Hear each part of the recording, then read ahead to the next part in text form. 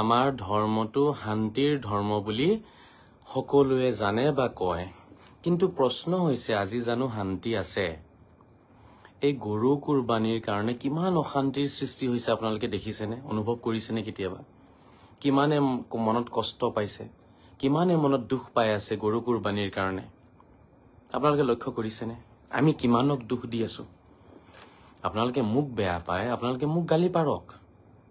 যদি আপোনালোকৰ মন ভাল লগা নাই মোক গালি পাৰি, আহক মোৰ ঘৰত আহক, আহি পেলাই ইয়াতে জোতা চেণ্ডেল লৈ মোক মাৰক, আপোনালোকৰ মন শান্তি কৰক।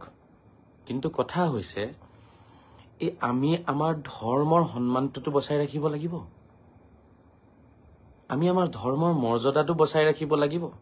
হযৰত মুহাম্মদ সাল্লাল্লাহু তাআলা আলাইহি ওয়াসাল্লামৰ গুণ গৰিমাখিনিতো আজি আমি ৰাইজৰ মাজত দাঙি ধৰিব লাগিব। তেখেত যে মহান হয়, তেখেত সঁচাকে যে মহান হয়, সেই মহান গুণখিনিতো ৰাইজক দেখাব লাগিব। মোক বেয়া পাই আছে তো মোক মাৰক, গালি পাৰক, আৰু যি মন যায় কৰক, নিজৰ মন ঠাণ্ডা কৰি লওক, মই অলপো বেয়া নাপাওঁ। কিন্তু মই কোৱা কথাবোৰ আপোনালোকে কিয় বুজিব চেষ্টা কৰা নাই? কওক, মই কোৱা কথাখিনিত ক'ত ভুল আছে? মই এটা শান্তিৰ বাৰ্তা দি আছো, এটা মৰমৰ বাৰ্তা দি আছো। কেনেকে দুখন সমাজ আমি এক হ'ব পাৰিম, কেনেকে আমাৰ মাজত মৰম চেনেহ বাঢ়িব, কেনেকে আত্মীয়তা বাঢ়িব, আপোনতা বাঢ়িব, কেনেকে আমাৰ মাজত ভাতৃত্ববোধ বাঢ়িব, তাৰে বাবে দিনে ৰাতিয়ে চেষ্টা কৰি আছো।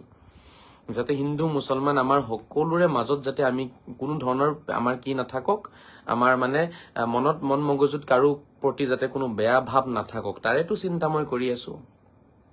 আপোনালোকে মোক বেয়া পাই আছে, মোৰ পাৰ্চনেল কিবা আপোনালোকৰ যদি মাটি বাৰী মই খাইছো বা টকা পইচা যদি কাৰোবাৰ খাইছো, মইতো খোৱা নাই আজিলৈকে কাৰো পৰা, যদি মই আপোনালোকক কিবা ক্ষতি কৰিছো পাৰ্চনেলি, মোক গালি পাৰক, মোৰ ওচৰত আহক, মোৰ লগত ডিল কৰক, বুজাবুজি কৰক। কিন্তু সেইখিনি নকৰি মই যিখিনি মন্তব্য দিছো, সেই মন্তব্যখিনি আপোনালোকে কিয় বুজিব চেষ্টা কৰা নাই? ইছলাম মানে শান্তি বুলি বহুতেই কয়, যদিও ইছলামৰ অৰ্থ শান্তি নহয়, ইছলামৰ অৰ্থ হৈছে আত্মসমৰ্পণ, আৰু আত্মসমৰ্পণত শান্তি বোলা বস্তুটো আহি যায়। তো এই যে শান্তি বোলা কথাটো যে আমি প্ৰচাৰ কৰিছো যে ইছলাম শান্তি হয়, শান্তি, আজি শান্তি আছে জানো? গৰু কুৰবানী দিয়াৰ কাৰণে অশান্তিৰ সৃষ্টি হৈছে, গোটেই ভাৰতবৰ্ষত অশান্তিৰ সৃষ্টি হৈছে। আজি মুখ্যমন্ত্ৰীলৈকে শান্তিত থাকিব পৰা নাই, তেখেতে বিভিন্ন ৰকমৰ SOP জাৰি কৰিবলগীয়া হৈ যায়, বিভিন্ন ৰকমৰ আপোনাৰ নীতি নিয়ম জাৰি কৰিবলগীয়া হৈ যায়, নিৰ্দেশনা জাৰি কৰিবলগীয়া হৈ যায় কুৰবানীক কেন্দ্ৰ কৰি। কিয়? এই বস্তুটো আমি এৰি দিলে আমাৰ কি ক্ষতি হ'ব?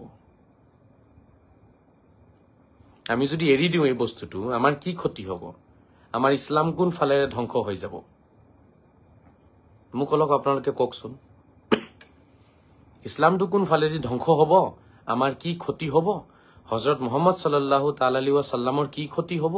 কুৰাণৰ কি ক্ষতি হ'ব? আমি গৰু নাখালে, আমি যদি গৰু নাখাওঁ আমাৰ কি ক্ষতি হৈ যাব? গৰুটোৱে নেকি আমাৰ কেন্দ্ৰবিন্দু আমাৰ ধৰ্মৰ?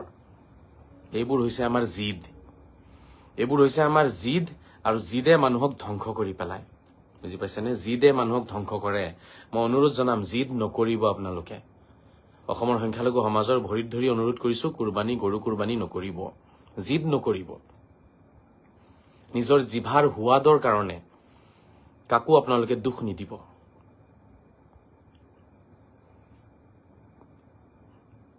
মাত্ৰ জিভাৰ সোৱাদৰ কাৰণে আপোনালোকে এবাৰ নিজকে প্ৰশ্ন কৰক। গৰু মাংস খাই ভাল লাগে কাৰণেইটো আমি জিদ কৰি আছো। নহলে যিসকলে মোক গালি পাৰি আছে তেওঁলোকক যদি মই কুৰাণৰ পৰা আয়াত দিব কওঁ, হাদিস দিব কওঁ যে হযৰত মুহাম্মদে ক'ত কৈছে গৰু কাটি খাব লাগিব, বা আল্লাহে ক'ত কৈছে খাবলে, তেওঁলোকে কোনেও দিব নোৱাৰিব। তেতিয়া তেওঁলোক সদ্ধৰ্মীত আহি যাব, তেওঁলোক আহি পেলাই মোকে গালি পাৰিব, ই বদমাছ, ই দালাল, অমুক তমুক। ঠিক আছে, মই বদমাছ, মই দালাল, মই কিবা কিবি, মোৰ কথাটোৰ উত্তৰটো দিয়ক। মোক সেইটো গালি পাৰিলে আপোনালোকে, মই আপোনালোকৰ গালিটো লৈ ললো। আপুনি মোক দালাল বুলি ক'লে, বদমাছ বুলি ক'লে, মই লৈ ললো। এতিয়া আগবাঢ়ো কথাটোত যে হযৰত মুহাম্মদ সাল্লাল্লাহু তাআলা আলাইহি ওয়াসাল্লামে গৰু খাব লাগিব বুলি, গৰু কুৰবানী কৰিব লাগিব বুলি ক'ত কৈছে তেখেতে? কোনোবাই এটা দেখাব পাৰিবনে হাদিস? মই 6 লাখ হাদিস পঢ়িছো। কিমান? 6 লাখ। এই পৃথিৱীত কোনো হাদিস নাই যি মোৰ চকুৰ সন্মুখেৰে পাৰ হৈ যোৱা নাই। 6 লাখ হাদিস পঢ়িছো, সেইকাৰণে কনফিডেন্সটো মোৰ বহুত বেছি। কাৰণ সম্পূৰ্ণ হাদিসৰ সাগৰ মই এফালৰ পৰা ইফাল সাগৰ পাৰ কৰিছো মই। তাৰ পিছতো মইতো পোৱা নাইকিয়া হজৰত মহম্মদে কৰবাত কৈছে যে গৰু কাটি খাব লাগিব। যদি তেখেতে নাই কোৱা তেতিয়াহ'লে আপুনি আৰু মই কেলে জিদ কৰি আছো কাটি খাম বুলি? মইতো বুজি পোৱা নাইকিয়া। এয়া আমাৰ জিদ হয় নহয়, এয়া আমাৰ অহংকাৰ, এয়া আমাৰ মানে মই কি কম, এইটো আমাৰ গোৰামী হয় আচলতে, গোৰামী যে আমি খামেই, আমি খাই আহিছো খামেই, আমাৰ মা দেউতাই খাইছে আমি খাম, মা দেউতাই কুৰবানী কৰিছে আমিও কৰিম। ইয়াকে কয় পৰম্পৰাগত মানে গোৰামী। এটা গোৰামী আছে আপোনাৰ নিজৰ মন মগজুৰ সৃষ্টি, সেইটো আপুনি সৃষ্টি কৰি লৈছে গোৰামী।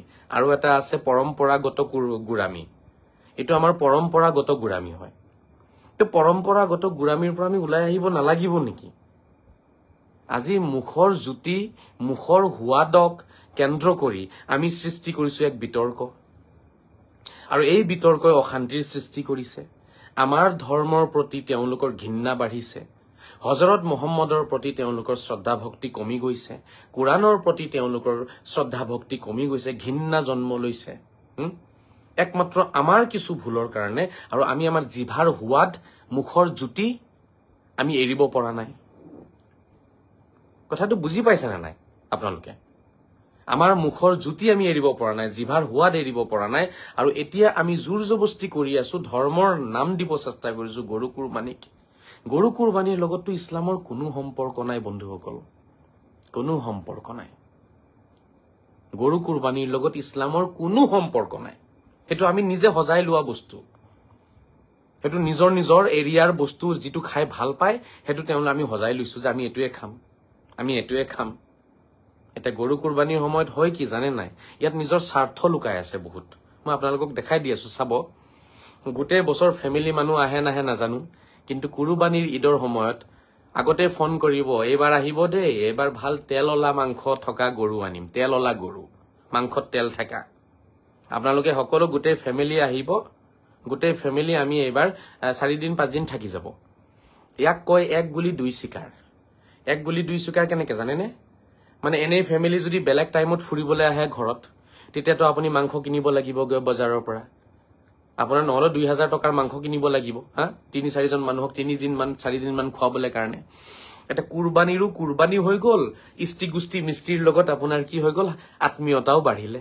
কুৰবানীৰ সময়ত সকলো ফুৰিবলৈ আহিলে, সেই মাংসৰে কাম চলি যাব। এতিয়া আমাৰ কুৰবানীৰ মাংসৰে কি হৈ যাব, আমি ইষ্টি গুষ্টি মিস্ত্ৰী, ইষ্টি গুষ্টি আৰু মিস্ত্ৰী, এই তিনিটা আমাৰ হৈ যাব একেলগে। কুৰবানীও হৈ গল, দেশত আমাৰ নামো বাঢ়িলে। এক গুলি 2-3 চিকাৰ, মানে এক গুলি 2-3 চিকাৰ। কুৰবানীৰ মাংস শুকুৱাই আছে, শুকান মাংস খায় 2 মাহ পিছত, ডাঙৰ ডাঙৰ ডাব্বাত ভৰাই ভৰাই শুকান মাংস খাই আছে। মানে এক গুলি 4 চিকাৰ হল এতিয়া, যে লগতে শুকান মাংস খাবলৈ পালে। লেবেল দেখালে, মানুহে এক গুলি 2 চিকাৰ কৰে, ইয়াত আমি এক গুলি 3-4 চিকাৰ কৰিছো।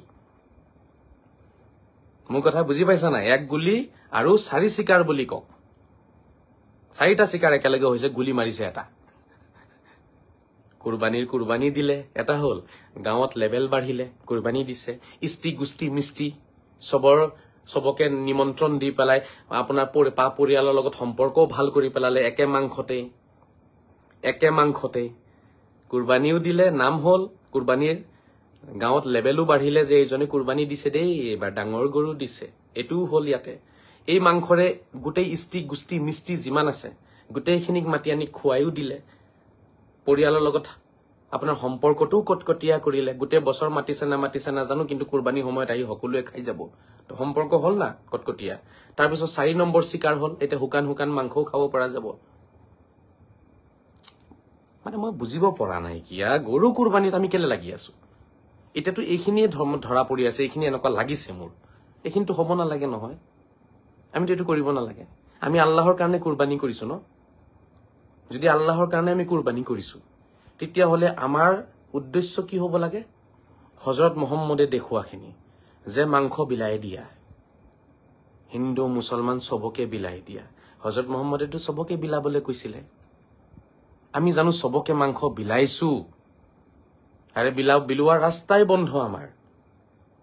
এতিয়া এই মাংস লৈ পেলাই হিন্দু মানুহৰ ঘৰত গলে আমাক ধৰি পিটিব, গৰু মাংস লৈ গলে। আমি কেলে গৰু কুৰবানী কৰিব লাগে? হজৰত মহম্মদৰ কথাটো আমি মানা নাই তাত। তেখেতেতো কৈছিলে চবকে দিয়া, শান্তি সম্প্ৰীতি বাঢ়িব। নহলে মাংস কেলে বিলাব লাগে? মাংস কিয় বিলাব লাগে? গোটেইখিনি নিজে খাই দিলে হয় দেখোন। তেতিয়াহ'লে বিলুৱা বিলিৰ কাৰবাৰটো কেলে আৰম্ভ হ'ল? বিলুৱা বিলিৰ কাৰবাৰটো, মাংস যে বিলাই ফুৰে, সেইটো কাৰবাৰটো কেলে আৰম্ভ হ'ল? সেই কাৰবাৰটো এইটো কাৰণে হৈছে যাতে এজনে আনজনৰ লগত কি হয় যাতে সম্পৰ্কটো বাঢ়ে, মৰম চেনে যাতে বাঢ়ে, ভাতৃত্ববোধ যাতে বাঢ়ে। সেইকাৰণে হজৰত মহম্মদে মাংস বিলাব কৈছিলে। এতিয়া প্ৰশ্নটো হ'ল, আমি ভাতৃত্ববোধ অকল আমাৰ মানুহখিনিৰ লগতে বঢ়াব বিচাৰো নেকি? ভাতৃত্ববোধ অকল আমাৰ মুছলমানৰ লগতে কৰিব নেকি? কথাটো বুজক। কাৰণ মাংসটো মুছলমানক বিলাই আছে। তাৰমানে ভাতৃত্ববোধ অকল মুছলমানৰ লগতে কৰিব। সেইটোৱে বুজা গৈ আছে। ভাতৃত্ববোধ তেওঁলোকৰ লগত আমাৰ বঢ়াব নালাগে। আমি কেনেকে মহান হলো? আমাৰ ধৰ্মটো কেনেকে মহান ধৰ্ম হল? কওক, আপোনালোকে মোক বুজাই দিয়ক। কুৰবানীৰ ঈদ আহি আছে, মাংসলৈকে আমি তেওঁলোকক বিলাব নিবিচাৰো, বা আমাৰ ৰাস্তা নিজে বন্ধ কৰিছো আমি। আমাৰ ধৰ্ম মহান কেনেকে হল? আমাৰ ঈদ মহান কেনেকে হল? আমাৰ ঈদ তেতিয়া মহান হলহেঁতেন যেতিয়া আমি সকলোকে আঁকোৱালি লৈ গবা মাৰি ধৰি ঈদ পালন কৰিলোহেঁতেন। যেতিয়া সকলোকে লৈ এখন টেবুলতে বহি ভাত খালোহেঁতেন। যেতিয়া সকলোকে গবা মাৰি ধৰি আমি একেলগে ফূৰ্তি কৰিলোহেঁতেন। সকলোকে মাতি আনি একেলগে নামাজ পঢ়িলোহেঁতেন। তেতিয়া ইছলাম মহান ধৰ্ম হলহেঁতেন। তেতিয়া হজৰত মহম্মদ মহান ব্যক্তি হলহেঁতেন। আজি আমাৰ ভুলৰ কাৰণে ইছলাম মহান ধৰ্ম হৈ থকা নাই, হজৰত মহম্মদ মহান ব্যক্তি হৈ থকা নাই। আমাৰ ভুলৰ কাৰণে। ৰিয়েলতটো তেখেত মহান হয়ে, ৰিয়েলতটো ইছলাম মহান ধৰ্ম হয়, ইয়াতে কোনো সন্দেহ নাই। কিন্তু চকুৰে যিটো দেখা গৈ আছে, যিটো পৰিৱেশ আমি পাই আছো, সেই পৰিৱেশ বা সেই চকুৰে দেখা কৰ্মখিনিক দেখি লাগে যে ইছলাম যেন মহান ধৰ্ম নহয়ে নেকি, হজৰত মহম্মদ যেন মহান ব্যক্তি নহয়ে নেকি, তেনেকুৱা লাগি আছে ন।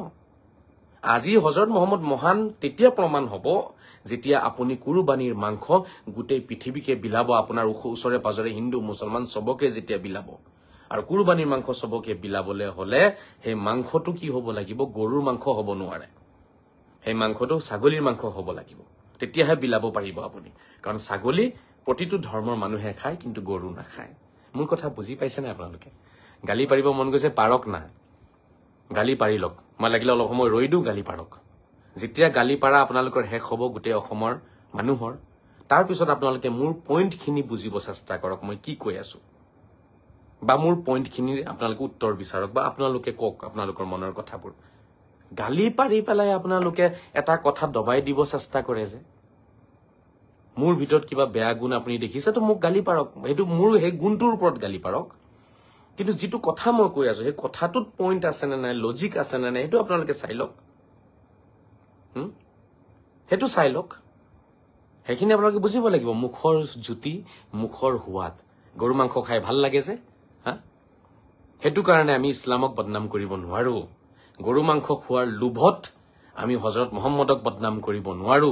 গৰু মাংস খোৱাৰ লোভত আমি কোৰাণক বদনাম কৰিব নোৱাৰো। কাৰণ কোৰাণে গৰু মাংস খাবলৈ কাৰণে আমাক কোৱা নাই, হজৰত মহম্মদেও গৰু মাংস খাবলৈ কাৰণে কোৱা নাই। ইছলামেও আমাক এই বস্তুটো বাধ্যতামূলক কৰাই নাই কুৰবানীটো। আপুনি কুৰবানী নকৰিলে আপোনাৰ একো পাপ নহয়। আপোনাৰ লাগিলে কোটি টকা থাকক, আপুনি লাগিলে 100 কোটি টকাৰ মালিক হওক, আপুনি যদি কুৰবানী নকৰে আপোনাৰ একো পাপ নহয়। সেইটো এটা সুন্নত হয়।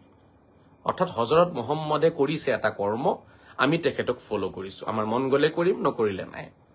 সেইটো এটা সুন্নত হয়। অৰ্থাৎ হজৰত মহম্মদৰ আদৰ্শ হয়। আপোনাৰ মন গলে লওক, মন গলে নলওক। এইটো বাধ্যতামূলক ইছলামৰ অংশ নহয়। বাধ্যতামূলক ইছলামৰ অংশ নহয়, এসেনশিয়েল পাৰ্ট নহয়। বুজি লওক এই কথাটো। নামাজ পঢ়িব লাগিব, নামাজ নপঢ়িলে আপোনাৰ পাপ হব, বাট কুৰবানী নকৰিলে পাপ নহয়। ৰোজা ৰাখিব লাগিব বছৰত 1 মাহ, ৰোজা নাৰাখিলে আপোনাৰ পাপ হব, কিন্তু কুৰবানী নকৰিলে আপোনাৰ পাপ নহয়। সঁচা কথা কব লাগিব, মিছা কথা কলে আপোনাৰ পাপ হব, কিন্তু কুৰবানী নকৰিলে আপোনাৰ পাপ নহয়। ঠিক আছে। হালাল উপাৰ্জন অৰ্থাৎ শুদ্ধ উপাৰ্জন আপুনি খাব লাগিব। ঠিক আছে। ধোকা আৰু ঠগবাজি প্ৰবঞ্চনাৰে যদি আপুনি টকা উপাৰ্জন কৰি খায় আপোনাৰ পাপ হব, কিন্তু কুৰবানী নকৰিলে পাপ নহয়। মানে এসেনশিয়েল পাৰ্ট নহয়, এইটো বাধ্যতামূলক নহয় ইছলামত কুৰবানী কৰাটো। এইটো এটা বস্তু আছিলে, সৰু মৰু বস্তু এটা আছিলে, হজৰত মহম্মদে কৰিছিলে, কোনোবাই কৰিলে ঠিক আছে, নকৰিলে নাই। সেইটো এসেনশিয়েল পাৰ্ট বুলি কোনো প্ৰমাণ কৰিব নোৱাৰে। ডাঙৰ ডাঙৰ এই মোল্লাবিলাকে লিখি থৈ গৈছে। মোৰ কথা নহয়, মোল্লাবিলাকৰ কথা। আপোনালোককহে ভুলকে বুজাই আছে আমাৰ অসমৰ মোল্লাই। ডাঙৰ ডাঙৰ মোল্লাবিলাকে লিখি থৈ গৈছে এই কথাটো। যে কুৰবানী কি হয় জানেনে? এইটো এসেনশিয়েল পাৰ্ট নহয়, বাধ্যতামূলক নহয়। কৰিলে কৰক, নকৰিলে নাই। কৰিলে কৰক, নকৰিলে নাই। কোনে কোনে কৈছে, কিমান ডাঙৰ ডাঙৰ মোল্লাই কথাবোৰ কৈছে, মোৰ ওচৰত চব তথ্য আছে। কিন্তু সেইবোৰতো মই এতিয়া আপোনালোকক ইয়াত দেখাই লাভ নাই, কাৰণ আপোনালোকতো এই বিষয়ৰতো আপোনালোক বিশেষজ্ঞ নহয়। কথাখিনি কৈছো আৰু কুৰবানী বাধ্যতামূলক নহয়, লাগিলে নকৰিব আপুনি। কিন্তু আজি হযৰত মুহাম্মদ সাল্লাল্লাহু তাআলা আলাইহি ওয়াসাল্লাম তেখেত এজন মহান ব্যক্তি আছিলে, তেখেতৰ মহান গুণখিনি আমি কেলে নষ্ট কৰি আছো কওকচোন? ইছলাম এটা মহান ধৰ্ম হয়, এই মহান ধৰ্মটো আমি কেলে নষ্ট কৰি আছো কওকচোন? কুৰাণ এটা এখন মহান কিতাপ হয়, সেই মহান কিতাপখনক আমি কিয় আজি কলংকিত কৰি আছো কওকচোন? কুৰাণততো কতো লিখা নাই কি গৰু কুৰবানী কৰিব লাগিব, নহলে ধৰ্ম নষ্ট হৈ যাব। হযৰত মুহাম্মদেতো কতো কোৱা নাই গৰু কুৰবানী কৰিব লাগিব, নহলে ধৰ্ম নষ্ট হৈ যাব। ইছলামৰ কোনো এনেকুৱা আদেশ নাই যে গৰু কুৰবানী কৰিব লাগিব, নহলে ধৰ্ম নষ্ট হৈ যাব। এইটোতো কতো কোৱা নাই কিয়া। ইছলামে কৈ আছে মিছা কথা নকবা, ইছলামে কৈ আছে ৰোজা ৰাখা, ইছলামে কৈছে নামাজ পঢ়া, ইছলামে কৈছে আপুনি সৎ পথেৰে আগবাঢ়ি যাওক, এইবোৰহে ইছলামে কৈছে। বাধ্যতামূলক হয় এইখিনি কথা, কিন্তু গৰু কুৰবানীটো বাধ্যতামূলক নহয়। গতিকে কথাখিনি আপোনালোকে বুজি লওক। এনেই কিবা এটা কথাত মোৰ লগত আপোনাৰ বেয়া পোৱা পুই আছে বা মনৰ অমিন আছে, মন মিলা নাই, মতভেদ আছে, তেতিয়া আপুনি সেইটো কথাত মোক গালি পাৰি থাকক। বাট সব কথাতে আপোনালোকে এই গুৰামী এটা দেখুৱাই পেলাই এনেই বোলে গালি চালি পাৰি পেলাই মোকতো অপমান একো কৰা নাই। আপোনালোকে নিজৰ ধৰ্মক অপমান কৰিছে, হযৰত মুহাম্মদক অপমান কৰি আছে। আপোনালোকে বুজি পাইছেনে? শ্ৰদ্ধা ৰাইজ, মোৰ কথাখিনি বুজি পাইছেনে? মই যিমান ধুনীয়াকে কথাখিনি কৈ দিও আপোনালোকক, কোনোবাই জানো কয়? আজিলৈকে কোনোবাই আপোনালোকক বুজাইছেনে এইবোৰ কথা, ৰহস্যৰ কথা? যিটো চলি আহিছে চলিয়ে আহিছে, কৰিব লাগে কৰিবই লাগে। কোনোবাই এতিয়া বুজিব ট্ৰায়ে নকৰিলে বা নুসুধিলেও যে কেলে কৰিব লাগে, কৰ পৰা আহিলে, কি কথা, বাধ্যতামূলক হয় নেকি? জীৱ হত্যা কৰিলে আল্লাহ কেলে হেপি হৈ যাব, জীৱ হত্যা নকৰিলে আল্লাহে মনত কেলে কষ্ট লব, এইবোৰ জানো কেতিয়াবা আমি চেষ্টা কৰিছো বুজিবলৈ কাৰণে? আৰু আজি মই কথাখিনি আপোনালোকৰ নিজ ভাষাত, একেবাৰে সহজ ভাষাত আপোনালোকক মই বুজাব চেষ্টা কৰি আছো। কাৰণ এই গৰুক কেন্দ্ৰ কৰি অশান্তি সৃষ্টি হৈছে গোটেই ভাৰতবৰ্ষত। আনকি চৰকাৰলৈকে অশান্তিত আছে। চৰকাৰে বিভিন্ন ৰকমৰ নিয়ম পালন কৰিবলগীয়া হৈ আছে, নিয়ম বনাবলগীয়া হৈ আছে আমাৰ কাৰণে। কিয় শ্ৰদ্ধা ৰাইজ, কিয়? কথাখিনি বুজক, অনুৰোধ কৰি আছো আপোনালোকক মই। গৰু কুৰবানী নকৰিব। গৰু কুৰবানী কৰিলে হযৰত মুহাম্মদ সাল্লাল্লাহু তাআলা আলাইহি ওয়াসাল্লামৰ আদৰ্শখিনি কুৰবানী কৰি দিয়া হ'ব। তেখেতে হাজাৰবাৰ আমাক কৈছে যে ওচৰ চুবুৰীয়া দেশবাসীক আমি কেতিয়াও কষ্ট দিব নালাগে। ওচৰ চুবুৰীয়া আৰু দেশবাসীক কষ্ট দিয়াটো সেইটো হাৰাম হয়, নিষিদ্ধ হয়, পাপ হয়। আৰু গৰু কুৰবানী কৰি পেলাই আমি ওচৰ চুবুৰীয়া দেশবাসীক আমি কি কৰি আছো? তেওঁলোকৰ মনত কষ্ট দি আছো, তেওঁলোকক দুখ দি আছো, তেওঁলোকক আমি আঘাত দি আছো, আমি পাপ কৰি আছো এইটো কৰি, গৰু কুৰবানী কৰি। কিয় এই কথাটো বুজা নাই আপোনালোকে? ইয়াততো কোনো পাক নাইকিয়া, কথাটো চিধা চিধি কথা একেবাৰে। ইয়াততো মই কোনো ধৰণৰ পাক দেখা নাই বা বহুত কিবা গভীৰ কথাটো মই এইটো দেখা নাইকিয়া। এইটোতো কোনো গভীৰ কথা নহয় যে এইটো বুজিবলৈ কাৰণে আপুনি এতিয়া 10খনমান কিতাপ পঢ়িব লাগিব। এইটোতো এনেকুৱা কোনো গভীৰ কথা নহয়। আমি গৰু কুৰবানী কৰাৰ কাৰণে তেওঁলোকে মনত কষ্ট পায়, কাৰণ তেওঁলোকে পূজা কৰে। আৰু বেলেগে পূজা কৰা বস্তু এটা কাটি দিলে আমাৰতো গাত, আমি কাটিলে তেওঁলোকৰতো কষ্ট লাগিব ন। সাপোজ ধৰক কাহিনীটো যদি উল্টা হলহেঁতেন, যে ধৰক আমি যদি পূজা কৰিলোহেঁতেন আৰু তেওঁলোকে যদি কাটি খালেহেঁতেন, আমি যদি পূজা কৰিলোহেঁতেন, সাপোজ কথা এটা কৈছো আৰু মই উদাহৰণ হিচাপে, কাহিনীটো যদি উল্টা হলহেঁতেন, আমি যদি পূজা কৰিলোহেঁতেন, তেওঁলোকে যদি কাটি কাটি খালেহেঁতেন আমাক দেখাই, আমাৰ তেতিয়া কি হলহেঁতেন? আমাৰ কলিজা ফালি নগলহেঁতেন? আমাৰ দুখ নালাগিলেহেঁতেন? আমাৰ মনত আমি কষ্ট নাপালোহেঁতেন? আমি আন্দোলন নকৰিলোহেঁতেন? আন্দোলন এনেকুৱা আন্দোলন হলহেঁতেন নহয় তেতিয়া, মুখ্যমন্ত্ৰী কুৰ্চী ভাঙি দিম, মুখ্যমন্ত্ৰীক সোমাব নিদিম, মুখ্যমন্ত্ৰীৰ অমুক তমুক কৰি দিম, একেবাৰে মুখ্যমন্ত্ৰীক উৰুৱাই দিব আৰু এনেকুৱা আন্দোলন কৰিব মানে মুখেৰে। আমাৰ লেকচাৰ মাৰা আন্দোলন কৰা পাৰ্টিবোৰ দেখিছে নাই? লেকচাৰ মাৰা পাৰ্টি কিছুমান আছে নহয়, আন্দোলনী পাৰ্টি, ইহঁতৰ কাম খালি আন্দোলন কৰা।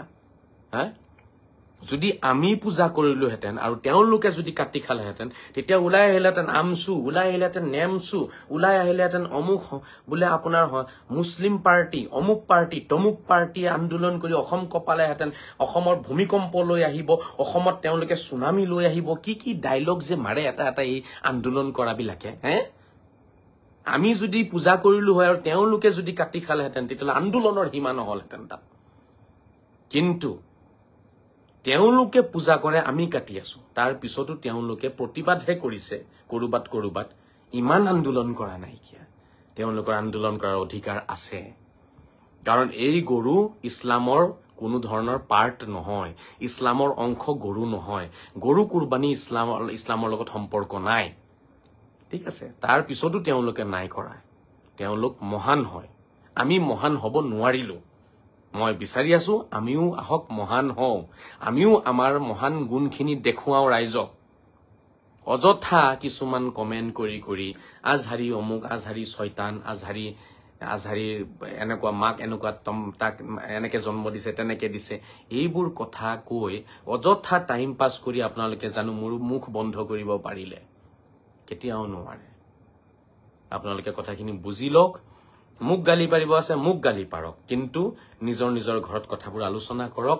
আজহাৰীয়ে যে কথাখিনি কৈ আছে সেই কথাত কি লুকাই আছে, আচলতে কি ৰহস্য লুকাই আছে, সঁচাকে কি বস্তু লুকাই আছে? আপোনালোকে এবাৰ ভাবি চাওক। আপোনালোকৰ ঘৰত আহেনে হিন্দু মানুহ ঈদৰ দিনাখন, এই কুৰবানী ঈদৰ দিনাখন? নাহে। আহিলেও সেই আগফালে বহি চাহ একাপ খাই গুচি যাব চাগে। যদি অতি বেছি অন্তৰংগ বন্ধু হয়, তেতিয়াহ'লে আহি পেলাই সেই আগফালে বহি চাহ একাপহে খাব, ভাত নাখায় আপোনাৰ লগত। আৰু ভাত খালেও আপুনি বহু ৰকমৰ কথা ক'ব লাগিব। আপুনি তাত আমি আজি গৰু বনোৱা নাই দেই, আমি আমাৰ ঘৰত নাই দেই, ঠিক আছে, আমি বেলেগকে বনাইছো, বেলেগ এটা কেৰাহীত বনাইছো, এইটো কেৰাহীত বনোৱা নাই, বেলেগ পাকঘৰত বনাইছো, এইটো পাকঘৰত বনোৱা নাই। কিয় ইমান ৰেষ্ট্ৰিকশ্যনছ, কিয় ইমান নাটক? বেলেগ পাকঘৰত বনাইছো, এইটো পাকঘৰত বনোৱা নাই, বেলেগ কেৰাহীত বনাইছো, এইটো কেৰাহীত বনোৱা নাই। আৰে সেইদিনাখন তোমাৰ ঘৰত গৰু মাংস কেলে? যিটো দিন উৎসৱৰ দিন হয়, সেই দিনটো গৰু মাংস ঘৰত আনাইতো পাপ ন? যিটো উৎসৱৰ দিন, বন্ধু বান্ধৱ আহিব, কিয় আনিব লাগে তেনেকুৱা বিতৰ্কিত মাংস ঘৰত? কথাখিনি বুজক। আনি পেলাই লুকুৱাই থৈ পেলাই এনেই কব এতিয়া মাংস নাইকিয়া, আহক আপুনি খাই যাওক ব্ৰইলাৰ মাংস দি। গতিকে কিবা এটা বস্তু লুকুৱাব গৈ পেলাই আমি কিমান মিছা কথা কৈ আছো চাগে কোনো ঠিক নাই। ভাবি চাওক কিমান মিছা কথা কবলগীয়া হয় চাগে এনে ক্ষেত্ৰত। যেতিয়া এজন সনাতনী আহি যাব ভাত এসাঁজ খাবলৈ কাৰণে, কিমান কথা কব লাগিব তেতিয়া আমি। মাংস নাই আমাৰ ঘৰত, আজি আনা নাই নহয়, আমাৰ নাই নহয়, কিন্তু এইফালে আছে ফ্ৰিজত, এইফালে আছে। এইবোৰ মিছা কথাৰ আশ্ৰয় লৈ তাৰ পিছতো কি আমি এই মুখৰ জিভাৰ এইটো আমি হোৱাটো এৰিব নোৱাৰিম নেকি বন্ধুসকল? কি যে কম মই আৰু, কি কম মই আৰু, কি কম আৰু মই কওক? মই আৰু কি কম, কেনেকে বুজাম? হজৰত মহম্মদ মহান আছিল, কাৰণ হজৰত মহম্মদ সাল্লাল্লাহু তাআলা আলাইহি ওয়াসাল্লামৰ ওচৰত এজনী মহিলা মানুহ গৈ পেলাই কৈছিল যে হে অৱতাৰ, হে নবী, মোৰ এই বাচ্চাটো ই চেনি খায়, আপুনি মানা কৰি দিয়কচোন হে নবী, হে অৱতাৰ, আপুনি মানা কৰিলে আপোনাৰ কথা মানিব, ইয়াক চেনি কিনি দি মই ভাগৰি গৈছো। তেতিয়া অৱতাৰ হজৰত মহম্মদ সাল্লাল্লাহু তাআলা আলাইহি ওয়াসাল্লামে সেই বৃদ্ধ মহিলাগৰাকীক ক'লে যে মা, তুমি আজি ঘৰলৈ যোৱাগে, এমাহমান পিছত আহিবা, মই তোমাৰ ল'ৰাটোক বুজাই দিম দিয়া। বৃদ্ধ মহিলাই তেতিয়া হজৰত মহম্মদক সেৱা কৰি গুচি আহিলে ঘূৰি। এমাহ পিছত ঘূৰি গ'ল হজৰত মহম্মদৰ ওচৰত যে হে অৱতাৰ, হে নবী, আপুনি এমাহ পিছৰ কথা কৈছিলে, মই আহিছো আজি। তেতিয়া হজৰত মহম্মদ সাল্লাল্লাহু তাআলা আলাইহি ওয়াসাল্লাম ৰুমৰ পৰা ওলাই আহি সেই বাচ্চাটোৰ মূৰত হাতখন, তেখেতৰ সেই ঐশ্বৰিক হাত, সেইটো সাধাৰণ হাত নহয়, সেইটো ঐশ্বৰিক হাত হয়, সেই বৰকতৰ ৰহমতৰ হাত সেই বাচ্চাটোৰ মাথাত এনেকে বুলাই দিলে, চুলিখিনিত মাথাত হাতটো দিলে, আশীৰ্বাদ দিলে আৰু ক'লে বাবা তুমি চেনি নাখাবা, কমাই খাবা। সেইদিনাৰ পৰাই মূৰত হাত পৰা আৰু সেই সৰু বাচ্চাটোৰ তকদিৰ, ভাগ্য সলনি হৈ গ'ল। কাৰণ হজৰত মহম্মদ অৱতাৰৰ হাত পৰিছে, ঐশ্বৰিক হাত যাৰ মূৰত পৰিব তাৰ তকদিৰ, তাৰ ভাগ্য লগে লগে সলনি হৈ যাব, গোটেই জীৱনে সলনি হৈ গ'ল বাচ্চাটোৰ। আৰু বাচ্চাটোৱে চেনি খোৱা এৰি দিলে। তেতিয়া এই মহিলাগৰাকীয়ে প্ৰশ্ন কৰিছিলে যে আপুনি এই কামখিনি 1 মাহ আগত কিয় নকৰিলে হে অৱতাৰ? মোক এমাহলৈকে ৰব দিলে আপুনি মই এই ভেদটো বুজি নাপালো যেতিয়া অৱতাৰ হযৰত মুহাম্মদ সাল্লাল্লাহু তাআলা আলাইহি ওয়াসাল্লামে কৈছিলে শুনা মা মই নিজে চেনি ভাল পাইছিলো মই নিজে চেনি খাই আছিলো মইনো কেনেকে তোমাৰ এই বাচ্চাটোক এই লৰাটোক চেনিৰ পৰা নিষেধ কৰো খাব বাধা দিম কেনেকে বাধা দিম কোৱা মই আগতে এমাহ লাগিলে মোৰ এৰিবলে কাৰণে এৰিলো এতিয়া মই আদেশ উপদেশ মই এতিয়া লৰাটোক দিছো এতিয়া হি মানিব তো হযৰত মুহাম্মদ সাল্লাল্লাহু তাআলা আলাইহি ওয়াসাল্লামে এটা হৰু লৰাৰ কাৰণে যদি চেনি খোৱা ত্যাগ দিব পাৰিছে তেতিয়াহলে আমি 100 কোটি হনাতনিৰ কাৰণে গৰু খোৱা ত্যাগ দিব নোৱাৰিম নে এই প্ৰশ্নটো নিজকে কৰক হযৰত মুহাম্মদৰ সেই কাহিনী পঢ়ি বহুতে হযৰত মুহাম্মদক মহান ব্যক্তি বুলি মানি লৈছে তসলিম কৰিছে একসেপ্ট কৰিছে যে হযৰত মুহাম্মদ মহান ব্যক্তি হয় এই কাহিনী আমি পঢ়িছো স্কুলত আজিও হয়তো থাকিব পাৰে বা উলিয়াই দিছে সাগে নতুন সিলেবাসত মই নাজানো কিন্তু এই কাহিনী মই পঢ়িছো আপোনালোকৰ বহুতেই হযৰত মুহাম্মদৰ এই কাহিনী পঢ়িছিলে আৰু এই কাহিনীবোৰে হযৰত মুহাম্মদক এগৰাকী মহান ব্যক্তি হিচাপে পৰিচিত কৰিছে আজি প্ৰশ্ন হৈছে তেখেতটো মহান হয় আমি জানো হ'ব পাৰিলো আমাৰ গাত জানো মহান গুণখিনি আছে তেখেতে যদি কোনোবা এটা বাচ্চাৰ কাৰণে চেনি ত্যাগ দিব পাৰিছে আমি 110 কোটি হনাতনিৰ কাৰণে আমি গৰু মাংস ত্যাগ দিব নোৱাৰো বুজি পাইছে আমি খামেই আমাৰ জিদ আছে আমি খামেই কোনে আমাক ৰখাই চাই লও তেনেকুৱা ধৰণৰ জিদ লৈ পেলাই পালি জিদ ভিতৰত পালিছো পালি আমি ডাঙৰ হৈছো এইবোৰ হৰুৰে পৰা আমাক মা দেউতাইও শিকাইছে তাৰ পিছত আজু ককা দাদাক আৰু ককা আৰু যিমান আছে সবে শিকাইছে আমিও শিকিছো শুনিছো আমিও কৰি যাম আমিও লৰা ছোৱালীক এটোৱে শিকাই যাম যে তহঁতেও খাবি সালা তহঁতে কোনো বাধা দিলেও নামানিবি পৰম্পৰাগত গুৰ আমি ঠিক আছে অলপ এইটোৰ পৰা ওলাই আহক হযৰত মুহাম্মদৰ মহান গুণখিনি আজি আমি নিজৰ গাত লব লাগিব হযৰত মুহাম্মদৰ মহান গুণ যেতিয়া আমি আমাৰ গাত হানি লম ন সিবগাতাল্লাহি ওয়া মান আহসানু মিনাল্লাহি সিবগা সিবগাতাল্লাহি ওয়া মান আহসানু মিনাল্লাহি সিবগা আল্লাহৰ ৰং হানক নিজৰ গাত আল্লাহৰ ৰঙতকৈ ভাল ৰং একো হ'ব নোৱাৰে আল্লাহৰ ৰং কি যিখিনি হযৰত মুহাম্মদে আমাক দেখুৱাইছে সেইখিনি আল্লাহৰ ৰং হয় সেইখিনি আল্লাহৰ আদেশ উপদেশ হয় সেইখিনি আজি আমি নিজৰ গাত আনিব লাগিব এই কথাটোৱে কোৰানত কৈছে সিবগাতাল্লাহ ওয়া মান আহসানু মিনাল্লাহি সিবগা গতিকে বন্ধুসকল মই বাৰম্বাৰ কৈ আহিছো আজি হযৰত মুহাম্মদৰ আদৰ্শক আমি কি কৰা হ'ব বলি দিয়া হ'ব হযৰত মুহাম্মদক বলি দিয়া হ'ব এক প্ৰকাৰৰ যদিহে আমি হযৰত মুহাম্মদৰ আদৰ্শখিনি নামানো যদিহে আমি কুৰবানী কৰো গৰু তেতিয়ালে হযৰত মুহাম্মদৰ আদৰ্শক বলি দিয়া হ'ব বন্ধুসকল বুজি পাইছেনে নাই বুজা সাগে এতিয়াও যদি নাই বুজা মই কি কম হযৰত মুহাম্মদে বাৰে বাৰে কৈছে ওচৰ সুবুৰীয়া দেশবাসী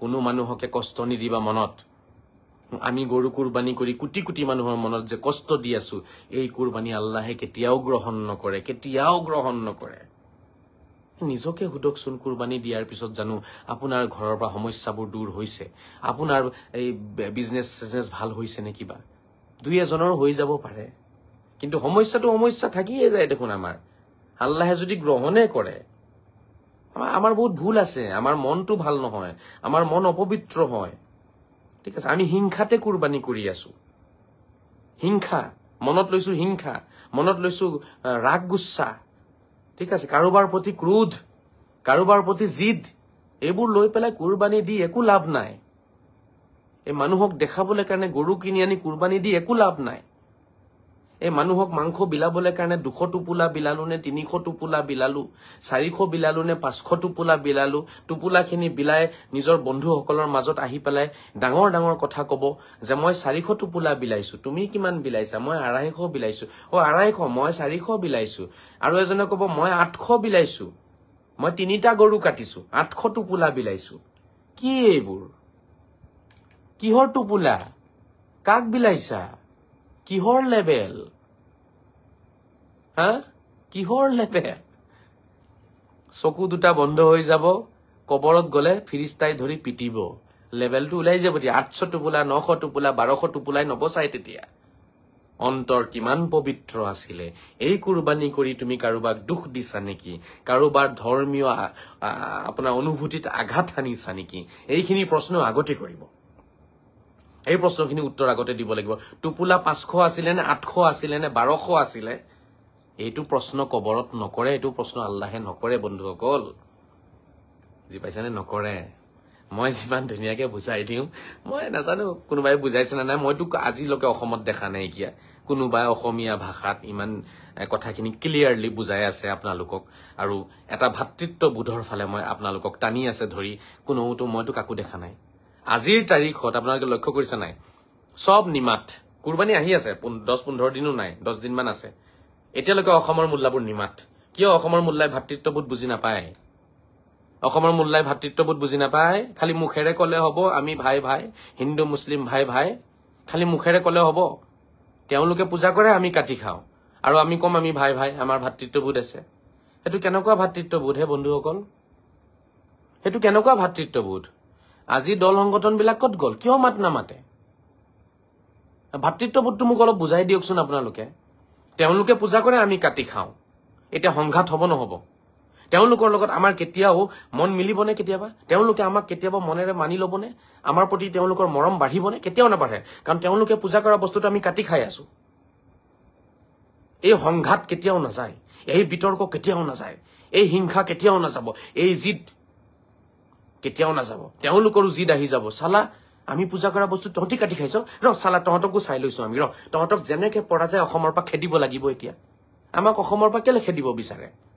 আমি জোৰ কৰি থাকিব বিচাৰি আছো আমি জোৰ জবস্তি কৈ আছো জন্ম লৈছো ইয়াতে থাকিম ইয়াতে আমাক ততি ভূমিপুত্ৰ বিলাক আমি এতিয়া ভূমিপুত্ৰ হওঁ খিলঞ্জীয়া হওঁ অমুক হওঁ তমুক হওঁ আৰে বাবা হুৱা তুমি ভূমিপুত্ৰ জন্ম লৈছা ভূমিপুত্ৰ হৈ গলা জন্ম লৈছা তো ইয়াতে হৈ গলা তুমি কিন্তু তুমি অসমীয়া হোৱা নাই তুমি অসমৰ হোৱা নাই অসমৰ ভূমিত জন্মটো হৈছা অসমৰ ভূমিত জন্মটো হৈছা কিন্তু তুমি অসমীয়া হোৱা নাই ভাৰতত জন্মটো হৈছা ভাৰতীয় হোৱা নাই আধাৰ কাৰ্ড পেন কাৰ্ড আৰু পাছপোৰ্ট থাকিলে কোনোবাই ভাৰতীয় হৈ নাযায় আধাৰ কাৰ্ড পেন কাৰ্ড আৰু ভোটাৰ আইডি থাকিলে কোনোবাই অসমীয়া হৈ নাযায় 71ৰ আগত ইয়াত আহি পেলাই জন্ম ললেই কোনোবাই অসমীয়া হৈ নাযায় 50ৰ আগত ইয়াত আহি পেলাই জন্ম ললেই কোনোবাই অসমীয়া হৈ নাযায় ঠিক আছে 1800-1700ৰ আগত জন্ম ললেও কোনোবা অসমীয়া হৈ নাযায় অসমীয়া হ'বলৈ কাৰণে বৃহৎ অসমীয়া জাতিক সন্মান জনাব লাগিব ইয়াতে থকা সকলো জাতি ধৰ্মক আপুনি সম্পূৰ্ণ ৰূপে বিশ্বাস কৰিব লাগিব সন্মান জনাব লাগিব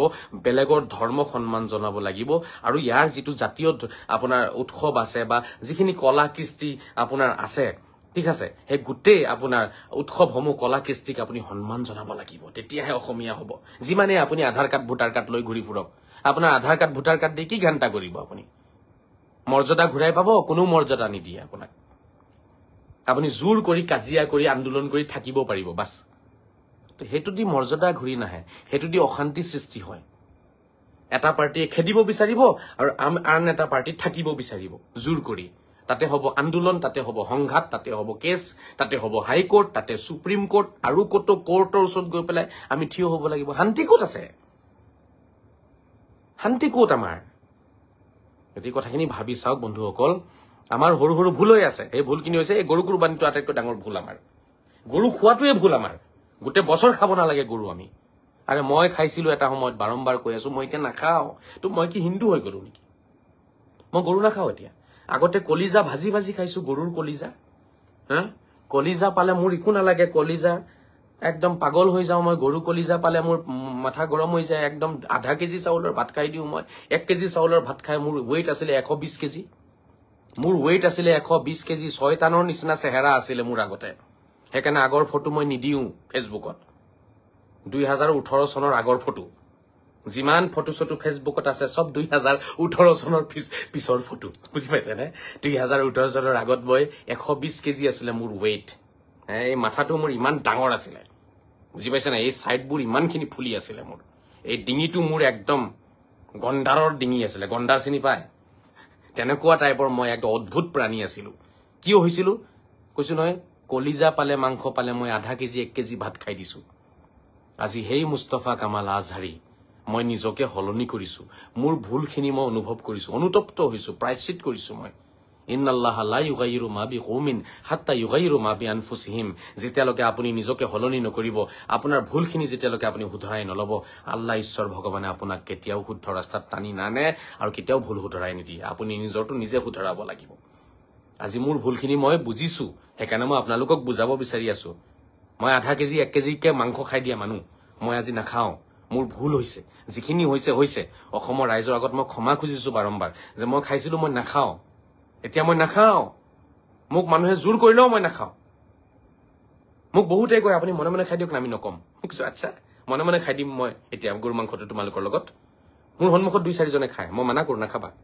এটা মই জুত বেছিতকে বেছি মই মানাহে কৰিব পাৰিম কাৰবাকটো মই পিটিব নোৱাৰো মই মানাহে কৰিব পাৰিম তেতিয়া মোক তেওঁলোকে কয় আৰে ভাইজান খাই দিয়ক না আজাৰি সাহেব খাই দিয়ক না কোনেনো গম পাব আমিতো বহি আছো ন তেতিয়া মই কওঁ এজনে চাই আছে আৰু অসমৰ ৰাইজক মই ধোকা দিয়া হ'ব কোনোবাই গম পাওক বা নাপাওক মইতো গম পাইছো যে অসমৰ ৰাইজক ধোকা দিয়া হ'ব বৃহৎ সমাজক ধোকা দিয়া হ'ব হযৰত মুহাম্মদক কি কম মই তেতিয়া গতিকে বন্ধুসকল সেইবোৰ বুদ্ধি মোক বহুতে দিয়ে মোৰ আগৰ ফটো মই দিয়া নাই মই বহুত খাইছিলো মই এতিয়া নাখাও আপোনালোককো মই কৰজোৰে অনুৰোধ কৰি আছো লাগিলে কুৰবানী নকৰিব তথাপিও গৰু কুৰবানী নকৰিব পাৰিলে ছাগলী কৰক ভেড়া কৰক এই ছাগলী আৰু ভেড়াকে দুম্বা বুলি কয় ছাগলী আৰু ভেড়াৰে এটা প্ৰজাতি হৈছে দুম্বা এটো আৰবত আছিল নুমসুম গাত বেছি আছিল এটো ভেড়া টাইপৰ আছিল অলপ মানে আমাৰ অসমতটো ভেড়া अवेलेबल ছাগলী अवेलेबल দুম্বা মানে ছাগলী ভেড়া বেলেগ বস্তু নহয় এটো আপোনালোকে ভাবিছে বেলেগ কিবা প্ৰাণী হয় নেকি কৰবাৰ পৰা আহিছে টপকিছে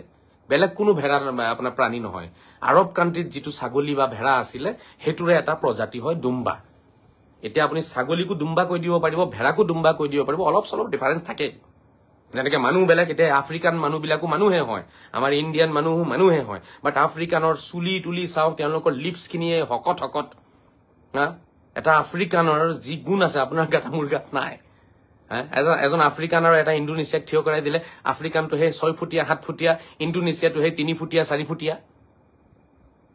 তো এতিয়া আপুনি কি ক'ব এই আফ্ৰিকানৰ 7 ফুটিয়াটো মানুহ হয় ইণ্ডোনেছিয়াৰ 4 ফুটিয়াটো মানুহ নহয় নেকি এই চাইনাৰ বিলাক দেখিছা নাই চকু দিগল দিগল গাত শক্তি আছে নে নাই নালাগে তেওঁলোকক দেখিবলৈ কাৰণে মানুহ যেনে নালাগে আৰে ভাই মানুহ হয় সব খালি প্ৰজাতি বেলেগ বেলেগ বা সম্প্ৰদায় বেলেগ বেলেগ তেওঁলোকৰ ওয়েদাৰ বেলেগ বেলেগ কালচাৰ বেলেগ বেলেগ বাট মানুহে হয় ঠিক তেনেকে ছাগলী বা দুম্বা একেই বস্তু হয় বুজি পাইছেনে আৰবত আছিলে নুমসুম গাত আছিলে অলপ হিংসিং বিলাক বেলেগ কোৱালিটিৰ আছিলে দেখাত তো দুম্বা হেতুকে আমাৰ ইয়াতে কি কোৱা যায় ছাগলী বা ভেড়া বুলি আপুনি ক'ব পাৰে গতিকে অসমৰ ৰাইজক অনুৰোধ জনাম মই যেটো দুম্বা ইব্ৰাহিম নবীয়ে সন্তান কুৰবানী দিয়াৰ সময়ত যেটো পহু কুৰবানী হৈছিল হেতু আছিল ছাগলী বা ভেড়া আপুনি ভেড়া কলে বেছি উপযুক্ত হ'ব কাৰণ দুম্বাৰ ফটোবোৰ আপোনালোকে চাব অলপ ভেড়া টাইপৰে লাগে দেখিবলৈ কাৰণে কিন্তু এটো আৰবিয়ান ভেড়া আছিল বুলি ক'ব পাৰে আমাৰ অসমীয়াত দুম্বাৰ অৰ্থটো আৰবিয়ান ভেড়া বুলিয়ে ক'ব লাগিব আৰু কি ক'ব আপোনালোকে অলপ গুগল সাৰ্চ কৰি চাবচোন বস্তুবোৰ আৰু অলপ প্লিজ আপোনালোকে না অলপ বুজিব চেষ্টা কৰক ইয়াৰ আৰু কেতিয়া বুজিব কেতিয়া মাৰপিট হৈ সব শেষ হৈ যাব তাৰ পিছত বুজিব নেকি দুম্বা বুলি আপোনালোকে চাওকচোন অলপ ভেড়া টাইপৰ বস্তু এটা ওলাব আপোনালোকৰ সন্মুখত বুজি পাইছেনে অলপ ভেড়া টাইপৰে হ'ব সব দেখিবলৈ কাৰণে আপোনালোকে সাৰ্চ কৰক গুগল সাৰ্চ কৰক দুম্বা লিখক চাব একদম টোটাল অলপ ভেড়া লাগিব অলপ বেছি বেছি নুম আছে হে আপোনালোকে চাব নাই মই গুগল সার্চ কৰিছো ইমেজত আহকচোন দুম্বা বুলি ক'লে চাব ভেড়া বাংলাদেশেৰ দুম্বা এতে বাংলাদেশেৰ দুম্বাও বেলেগ আৰবৰ দুম্বাও বেলেগ অলপ পিছ সাইডটো অলপ বেছি আপোনাৰ মাংস থাকে হ্যাঁ আপোনালোকে চাবচোন নিজে মই চাই আছো জনপ্ৰিয় প্ৰাণী দুম্বা বাংলাদেশী দুম্বা ইয়াতে পুৰা বাংলাদেশৰখিনি ওচৰে পাজৰে টাইপ কৰিলে অকল বাংলাদেশৰ বিলাকে ওলাই দেখোন বাংলাদেশী বিলাকে গোটেই ইন্টাৰনেটটো মানে চেছে কৰি পেলালে লুঙি টুপি পিন্ধি সিহঁতি দিনাজপুরের মরুর প্রাণী দুম্বা খামার দিনাজপুরের দাম দুম্বা অলপ মই ব্যাক ক্যামেরা দিয়ে দেখাইছো চাওক ভেড়া ছাগলীকে দুম্বা বুলি কয় এই মূৰ্খ মুল্লাবিলাকে নাজানে দেখিছে দুম্বা এটো দুম্বা হয় ভেড়া হয় না কক আপোনালোকে এইবোৰ দেখিছে না সব দুম্বা হয় এইবোৰ আপোনালোকে চাওক এটো দুম্বা দেখিছে নে শখের বসে দুম্বা পালন এটো হয় নহয় ভেড়া লিখা লাগিছে না দেখিবলৈ কক এই দেখিছে না আপোনালোকে অলপ চাওক এটো চাওক দুম্বা এটোকে দুম্বা এটোৱে আমি ভেড়া বুলি কওঁ ভেড়াৰে এটা কি হয় জাতি প্ৰজাতি হয় ভেড়াৰে এটা কোৱালিটি হয় বুজি পাইছে ইয়াতকে বেছি একো নাই ইয়াত আৰু আপোনালোকে নিজে সাৰ্চ কৰক দুম্বা কাক কয় তো আমাৰ অসমত দুম্বা আছে, ভেড়া আছে, ছাগলী আছে। হা, বুজি পাইছা নাই? আমাৰ অসমত দুম্বা আছেতো, কেলে নাই? এই ভেড়াটোৱে হয়। এই ভেড়াৰ আন এটা কোৱালিটি আছে, যিটো আপোনাৰ ক'ত আছে, এইটো আৰবত পোৱা যায়, মৰুভূমিত পোৱা যায়, বা বাংলাদেশত পোৱা যায়, আৰু ক'তবা পোৱা যায়, এইটোকে দুম্বা বুলি কয়, সেইটোৱে ভেড়া হয়। গতিকে শ্ৰদ্ধাৰ ৰাইজ, মই যিমান পাৰো বুজাই আছো আপোনালোকক, বুজিব চেষ্টা কৰক, আৰু এই ভাতৃত্ববোধ বজাই ৰাখক। মুখেৰে নকব আমি ভাই ভাই, নিজে গৰু কাটি খাব, ঠিক আছে, গৰু কুৰবানী কৰিব, আৰু কব হিন্দু মুছলমান ভাই ভাই। এইটো কেলে কয়? পূজা কৰা বস্তুটো কাটিছে তেওঁলোকৰ, আকৌ কৈ আছে হিন্দু মুছলমান ভাই ভাই। এইটো কেনেকুৱা ধৰণৰ ভাই ভাই হল? এইটো মানে সঁচাকে কিন্তু বহুত ডাঙৰ কমেডি হব কিন্তু এই কথাটো। কিমান ডাঙৰ কমেডি এইটো ভাবি চাওকচোন, ভাবি চাওক এবাৰ আপোনালোকে, কিমান ডাঙৰ কমেডি এইটো। কপিল শৰ্মাক গৈ কৈ দিব লাগিব কথাখিনি, মই লগ পোৱা নাই, নহলে মই কৈ দিলো হেঁতেন। কমেডি কৰিব লাগে। हम तो भाई भाई है यार, लेकिन बस हम तुम्हारा वाला जो तुम पूछते हो ना उसको काट के खाएंगे, हम काट के खाएंगे, लेकिन हम तो भाई भाई हैं भाई। আমি তো ভাই ভাই ভাই, আমাৰ মাজত ভাই ভাই আছে চব। কিন্তু তোমালোকে পূজা কৰাটো আমি খাম, কিন্তু সেইটো কিন্তু খাম বাবা, সেইটো নেৰু। আমি কিন্তু ভাই ভাই। এইটোকে নেকি ভাতৃত্ববোধ কয় বন্ধুসকল? শ্ৰদ্ধা ৰাইজ, ইয়াকে কয় নেকি ভাতৃত্ববোধ? ভাতৃত্ববোধৰ অৰ্থটো কি? আৰু ত্যাগ, ইছলাম মানে ত্যাগ নহয় নেকি? আমি ইছলামৰ কাৰণে ত্যাগ দিব পাৰিছো? নাই পৰা। হযৰত মুহাম্মদে চেনি ত্যাগ দিছিলে, আমি মাংস ত্যাগ দিব পাৰিম?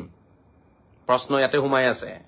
হযৰত মুহাম্মদে চেনি ত্যাগ দিছিলে এটা সৰু লৰাৰ কাৰণে, আমি 110 কোটি মানুহৰ কাৰণে গৰু মাংস ত্যাগ দিব পাৰিম? পাৰিম নে? নিজকে প্ৰশ্ন কৰক, নিজৰ আনসাৰ নিজে লওক, তাৰ পিছত নিজকে আপুনি হুদক, আপুনি কিমান ডাঙৰ হযৰত মুহাম্মদৰ অনুসৰণকাৰী, অনুগামী, হযৰত মুহাম্মদৰ কিমান গুণ আপোনাৰ ভিতৰত আছে, হযৰত মুহাম্মদক আপুনি অন্তৰ আত্মাৰে ভাল পায় নে নাপায়, নিজকে নিজে প্ৰশ্ন কৰক।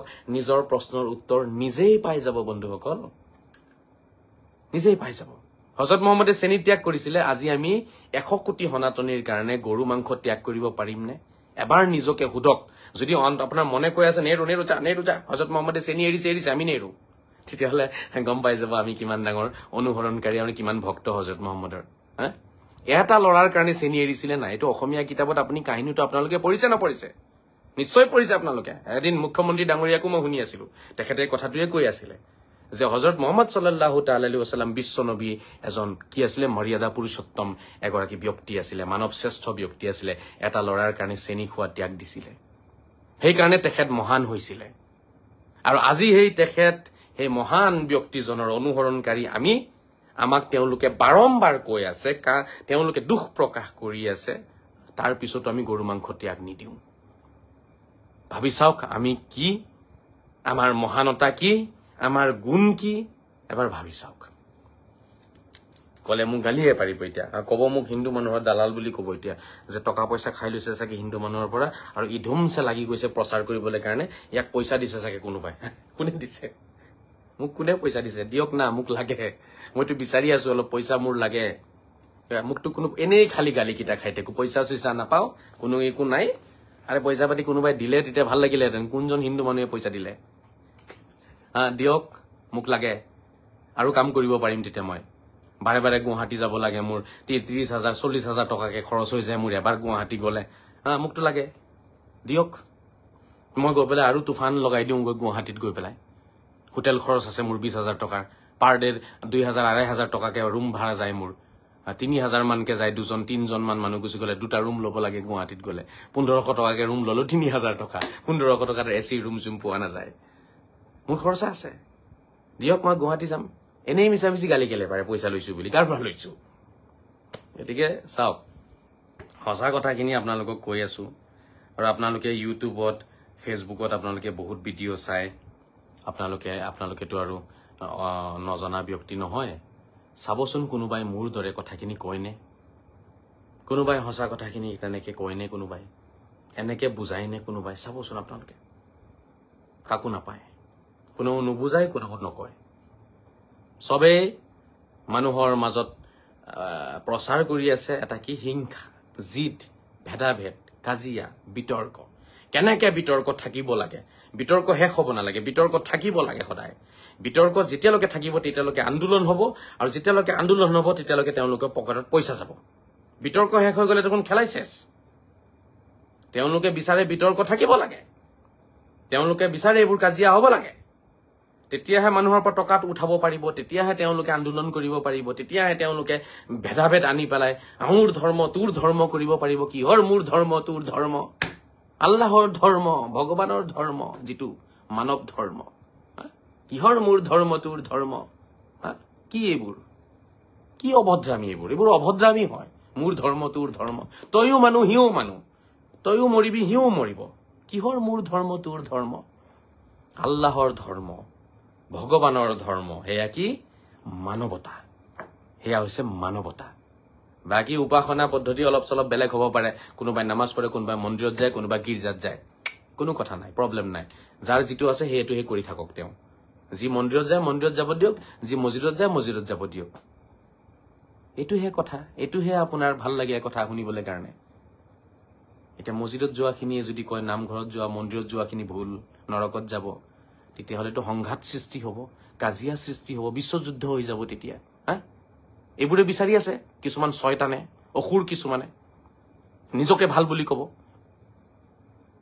আৰু কৰবাত ফাকে ফুকে কৰবাত বিপদত পৰি গ'লে তেতিয়া ক'ব না না না আমি সবকে বিশ্বাস কৰো আমি সবকে ভাল পাওঁ না না আমি সবকে মন্দিৰ গীৰ্জা আমি সবকে সন্মান কৰো সন্মান কৰাটো মাজে মাজে যোৱা মুখেৰে ক'লেতো নহ'ব মাজে মাজে গৈ দেখাওক বছৰত এবাৰে যাওকচোন তেতিয়াহে গম পালো গতিকে এইবোৰ কথা কি ক'ম আৰু মই সদায় কৈ থাকো বহুত ইয়াত কমেণ্ট কৰি আছে যে কিনো সদায় সদায় কুৰবানী সদায় সদায় এটো এৱাৰনেছ হয় এটুপ এটুপকৈ পানী পৰি এই সাগৰ ভৰিব যিটো ভুল বুজাবুজি আছে হে আঁতৰ হ'ব গতিকে মই সদায় ক'ব লাগিব সদায় কম সদায় ক'ব লাগিব সদায় কম মৰি যোৱাৰ আগলৈকে এই কথাষাৰ কম যে আপোনালোকে গৰু কুৰবানী নকৰিব মৰ্যাদা ঘূৰাই পাব সন্মান ঘূৰাই পাব আৰু গৰু কুৰবানীৰ বদলি আপোনালোকে ছাগলী কৰক ভেড়া কুৰবানী কৰক আপোনালোকৰ সব সমস্যাৰ সমাধান ওলাই যাব মুখ্যমন্ত্ৰীয়ে নিজে আপোনালোকক যি লাগে আঁচনি দিব যি মৰ্যাদা লাগে দিব বুজি পাইছেনে যি কৰিব লাগে সব দি দিব আপোনালোকক মুখ্যমন্ত্ৰীয়ে বুজি পাইছে নাই মোৰ কথা যদি নাই পোৱা মোৰ ক'বলৈ একো নাই মোৰ কাম হৈছে হযৰত মুহাম্মদ সাল্লাল্লাহু তাআলা আলাইহি ওয়াসাল্লামৰ সঁচা কথাখিনি কৈ দিয়াটো আৰু হেয়া মই সদায় কৈ আছো সদায় কৈ থাকিম ঠিক আছে বাকি বহুতে মোক মেছেজ কৰি আছিলে যে আপুনি গাহৰি কাটাৰ বিষয়ে ক'ব অলপ সব গাহৰিটো আমি পূজা নকৰো পূজা কৰিলে মই মানা কৰিলো হয় তেওঁলোকক যেনেকৈ আপোনালোকক কৈ আছো তেওঁলোককো ক'লোহেঁতেন যে আপোনালোকৰ মানৱতা নাই আমি যিটো বস্তু পূজা কৰো সেইটো আপোনালোকে কেলে কাটি খায় আমিতো পূজা নকৰো ন গাহৰি তো তেওঁলোকক মই কি বাধা দিম কওকচোন এতিয়া মোক এটা পইণ্ট দেখুৱাই দিয়ক যে এইটো পইণ্টত আপুনি তেওঁলোকক গাহৰি খাবলৈ বাধা দিয়ক মই সেইটো পইণ্টত কম পইণ্টটো মোক লাগিব আছেনে কোনোবা মোক এই পইণ্টটো দেখাই দিবলৈ কাৰণে শিকাই দিয়ক যে কি পইণ্ট আছে মইতো এইটো পইণ্ট বিচাৰি পোৱা একো পইণ্ট বিচাৰি পোৱা নাই এটাও পইণ্ট বিচাৰি পোৱা নাই যদি আপোনালোকে কয় যে নহয় মানে গাহৰিটো আমি নাখাওঁ আমাৰ কাৰণে নিষিদ্ধ তো আমাৰ কাৰণে মদ নিষিদ্ধ আমাৰ কাৰণে সাদা বিড়ি নিষিদ্ধ আমাৰ মানুহে মদও খাই আছে সাদা বিড়িও খাই আছে এটা কি মই মদৰ দোকান ভাঙি দিব কম নি গৈ পেলাই নে সাদা বিড়ি বিক্ৰী কৰিব মানা কৰিম মইতো মানা কৰিয়ে আছো আমাৰ কাৰণে যেনেকে মদ নিষিদ্ধ সাদা বিড়ি নিষিদ্ধ ঠিক তেনেকে গাহৰি মাংস নিষিদ্ধ আমাৰ কাৰণে তো আমাৰ কাৰণে সেইটো নিষিদ্ধ এটা পদাৰ্থহে হয় আমাৰ কাৰণে পূজনীয় পদাৰ্থ নহয় আমি আমাৰ কাৰণে যিটো নিষিদ্ধ সেইটো তেওঁলোকে খালে খাওক নাখালে নাখাওক সজাই ৰাখক ফ্ৰিজত ৰাখক আৰু কৰবাত ৰাখক আমাৰ কি আহে যায় ইয়াৰ মোৰ কথা বুজি পাইছে নাই আপোনালোকে যিটো বস্তু আমাৰ কাৰণে নিষিদ্ধ সেই বস্তুটো এতিয়া কোনোবাই যদি ফ্ৰিজত ভৰাই ৰাখে কোনোবাই ৰাতিপুৱা এবাৰ খায় কোনোবাই দুপৰীয়া এবাৰ খায় কোনোবাই ৰুটিৰ লগত খায় কোনোবা পোলাওৰ লগত খায় তো আমাৰ কি আহে যায় আমাৰ কাৰণে নিষিদ্ধ আমি নাখাওঁ আমাৰতো গাত লাগিবলগীয়া একো নাই কাৰণ আমাৰ কাৰণে নিষিদ্ধ তোমালোকে খাই আছা খাই থাক আমাৰ কি আহে যায় তো গাহৰি আমাৰ কাৰণে নিষিদ্ধ তেওঁলোকে খাই আছে আমাৰ কি আহে যায় ইয়াত গাহৰিৰ লগত আমাৰ কোনো সম্পৰ্কই নাই তো মই কেনেকে বাধা দিম তেওঁলোকক এতিয়া এইটো তেওঁলোকৰ কাৰণে ভাল বস্তু হয় তেওঁলোকে খায় আমাৰ কাৰণে ভাল বস্তু নহয় আমি নাখাওঁ মইতো কোনো যুক্তি বিচাৰি পোৱা নাই ইয়াত এতিয়া বহুতেই ক'ব নহয় আচলতে আমাৰ কাৰণে নিষিদ্ধ হয় ন, তো আমাৰ বেয়া লাগে। তো বেয়া লাগে, তো বজাৰত দেখোন মদ বিক্ৰী হৈ আছে, সেইটোত বেয়া লাগে নাই? বজাৰত চাদা বিক্ৰী হৈছে, বিড়ি বিক্ৰী হৈছে, চিগাৰেট, ৰজনীগন্ধা, সেইটোত বেয়া নালাগে নেকি? তো বেয়া লাগিলে ভালকে লাগিব লাগে চব বস্তু। তো বজাৰত গাহৰি বিক্ৰী কৰি আছে, তাতে আৰু বিভিন্ন ৰকমৰ বস্তু, নিষিদ্ধ বস্তু আমাৰ কাৰণে বিক্ৰী হৈ আছে। তো সেইটো কেনেকুৱা ধৰণৰ কথা? আকৌ যুক্তি ইয়াত একো নাই। তাৰ পিছতো ধৰক আপোনালোকে বাৰে বাৰে কৈ থাকে, উপায়তো নাই। তাৰ পিছতো মই সনাতনীসকলক অনুৰোধ এইটো জনাব পাৰিম যে চাওক, যিহেতু গাহৰিটো আমাৰ মানুহে নাখায়, চ' মাৰ্কেটত অপেনলি বস্তুটো নাকাটি পেলাই আপোনালোকে যদি ধৰক অলপ এনেকুৱা এটা জেগাত কাটে য'ত ধৰক মানুহৰ সমাগমটো, আমাৰ মানুহৰ ধৰক সমাগমটো কম হ'ব বা তেনেকুৱা জেগাত আমাৰ মানুহে নাযায়, তেনেকুৱা এটা অলপ চাইডত কাটিলে একো প্ৰব্লেম নাই। সেইটো আপোনালোকে কাটক, খাই থাকক, আপোনালোকৰ কথা, আমাৰ ক'বলৈ একো নাই তাত। মানে একেবাৰে অপেন প্লেচত কাটি থাকিলে, য'ত মুছলমান গৈ আছে, বজাৰ কৰি আছে, তাত চাগে মুছলমানে আমাৰ বহুতেই বেয়া পায়।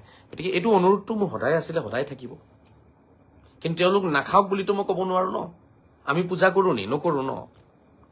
কিন্তু গৰু তেওঁলোকে পূজা কৰে, গৰুক তেওঁলোকে পূজা কৰা বস্তুটো আমি কাটি খোৱাটো, সেইটো আমাৰ মানৱতা হ'ব নোৱাৰে।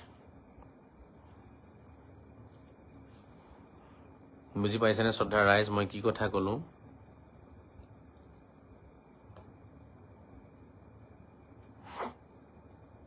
কোনোবাই যদি এই বিষয়ে অলপ চৰ্চা কৰিব বিচাৰে আহিব পাৰে। কোনোবাই আহিবনে চৰ্চা কৰিবলৈ কাৰণে এই বিষয়টো লৈ পেলাই? গৰু কুৰবানী কৰিলে হযৰত মুহাম্মদ সাল্লাল্লাহু তাআলা আলাইহি ওয়াসাল্লামৰ আদৰ্শক কি কৰা হ'ব? কুৰবানী কৰা হ'ব।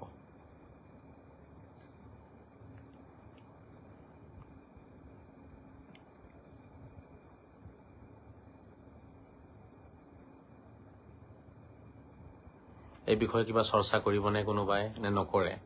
মোৰ কথাখিনি যদি বুজি পাইছে দেন এইবাৰ আপোনালোকে গৰু কুৰবানী নকৰিব। আৰু যদি বুজা নাই, এই 10 দিন মান আগৰ পৰা যে চিঞৰি আছো আপোনালোকক বুজাবলৈ কাৰণে, কথাখিনি পইণ্টখিনি বুজি লওক। এনেই গালি পাৰি নাথাকিব। এনেই গালি পাৰা সেইটো কেনেকুৱা ধৰণৰ মানুহৰ কৰ্ম হ'ব বাৰু কওকচোন? এনেই গালি পাৰি থাকে আজহাৰিক, এনেই গালি পাৰি আপোনালোকে নিজকে নিজে চেছ কৰি আছে। আহিবনে কোনোবা? আছে কোনোবা যি এই বিষয়টোলৈ চৰ্চা কৰিব? গৰু কুৰবানী কৰিলে হযৰত মুহাম্মদ সাল্লাল্লাহু তাআলা আলাইহি ওয়াসাল্লামৰ আদৰ্শক কুৰবানী কৰা হ'ব। হযৰত মুহাম্মদৰ ডিঙিত চুৰি লগাই দিয়া হ'ব, গৰুৰ ডিঙিত নহয়। কেনেকে সেইটো মই বুজালো। এজন মানুহৰ আদৰ্শ মাৰি পেলোৱা মানে মানুহজনক মাৰি পেলোৱা হয়। এজন মানুহৰ গুণ গৰিমা নষ্ট কৰি দিয়া মানে মানুহজনৰ অস্তিত্ব নষ্ট কৰি দিয়া হয়। মানুহ এজন আপুনি এনেই মাৰিব নালাগেতো। তেওঁৰ গুণ গৰিমা নষ্ট কৰি দিয়ক, তেওঁৰ আদৰ্শ নষ্ট কৰি দিয়ক, মানুহজন এনেই নাইকিয়া হৈ যাব সমাজত। আৰু এজন মানুহ জীয়াই ৰাখিবলৈ হলে তেওঁৰ গুণ গৰিমাখিনি জীয়াই ৰাখিব লাগিব, তেওঁৰ আদৰ্শখিনি জীয়াই ৰাখিব লাগিব। আৰু আজি জানো আমি হযৰত মুহাম্মদক জীয়াই ৰাখিছো? আজি জানো হযৰত মুহাম্মদ সাল্লাল্লাহু তাআলা আলাইহি ওয়াসাল্লামৰ আদৰ্শখিনি জীয়াই ৰাখিছো? নাই ৰাখা। সেই কথাখিনিকে মই কৈ আছো আজি গৰু কুৰবানী কৰা মানে হযৰত মুহাম্মদৰ ডিঙিত চুৰি লগাই দিয়া আৰু তেখেতৰ আদৰ্শখিনি নষ্ট কৰি দিয়া হ'ব। জিল্লুৰ ৰহমান কোনোবা এজন মুছলমান যুৱক হ'ব চাগে। গৰু নালাগে আমাক, বহু দিনৰ পৰা অসুবিধা লাগি আছে আমাক। কিয়া বাত হে জিল্লুৰ ৰহমান, ভাল কথা কৈছে এজন। অলপ চৰ্চালে আহক না, লাইভত আহক না আপোনালোকে। চৰ্চা মানে লাইভত অলপ মোৰ কথাখিনি সমৰ্থন কৰক না। অলপ চৰ্চাত আহি পেলাই মোৰ লগত অলপ লাইভত কথা পাতক না। 2-4জনটো সভ্যযোগ্য আছে মই জানো, কিন্তু আচৰিত হৈছো যে তেওঁলোক আজি মোৰ কথাখিনি নিমাত হৈ পেলাই কিয় শুনি আছে, কিয় ছাপোৰ্ট কৰা নাই? কিয় ইমান ভাল কথাখিনিকে মই কৈ আছো, ইমান মৰমৰ বাৰ্তা এটা দি আছো। বহুতে মোক কয় মই বোলে সংঘাত লগাব চেষ্টা কৰি আছো। সংঘাত কেনেকে হ'ল মোৰ কথাত? আজি আমি গৰু ত্যাগ দিলে তেওঁলোকৰ আৰু আমাৰ মাজত মৰম চেনেহে বাঢ়িব, আৰু গৰু খালে সংঘাত বাঢ়িব। তো কোনে গৰু খাব কৈ আছে আৰু কোনে গৰু ত্যাগ দিব কৈ আছে? অসমৰ মোল্লাবিলাকে গৰু খাব কৈ আছে আপোনালোকক, আৰু মই কৈ আছো আপোনালোকে গৰু ত্যাগ দিয়ক। তো সংঘাত কোনে সৃষ্টি কৰিছে? মই নে অসমৰ মোল্লাবিলাকে? কওক।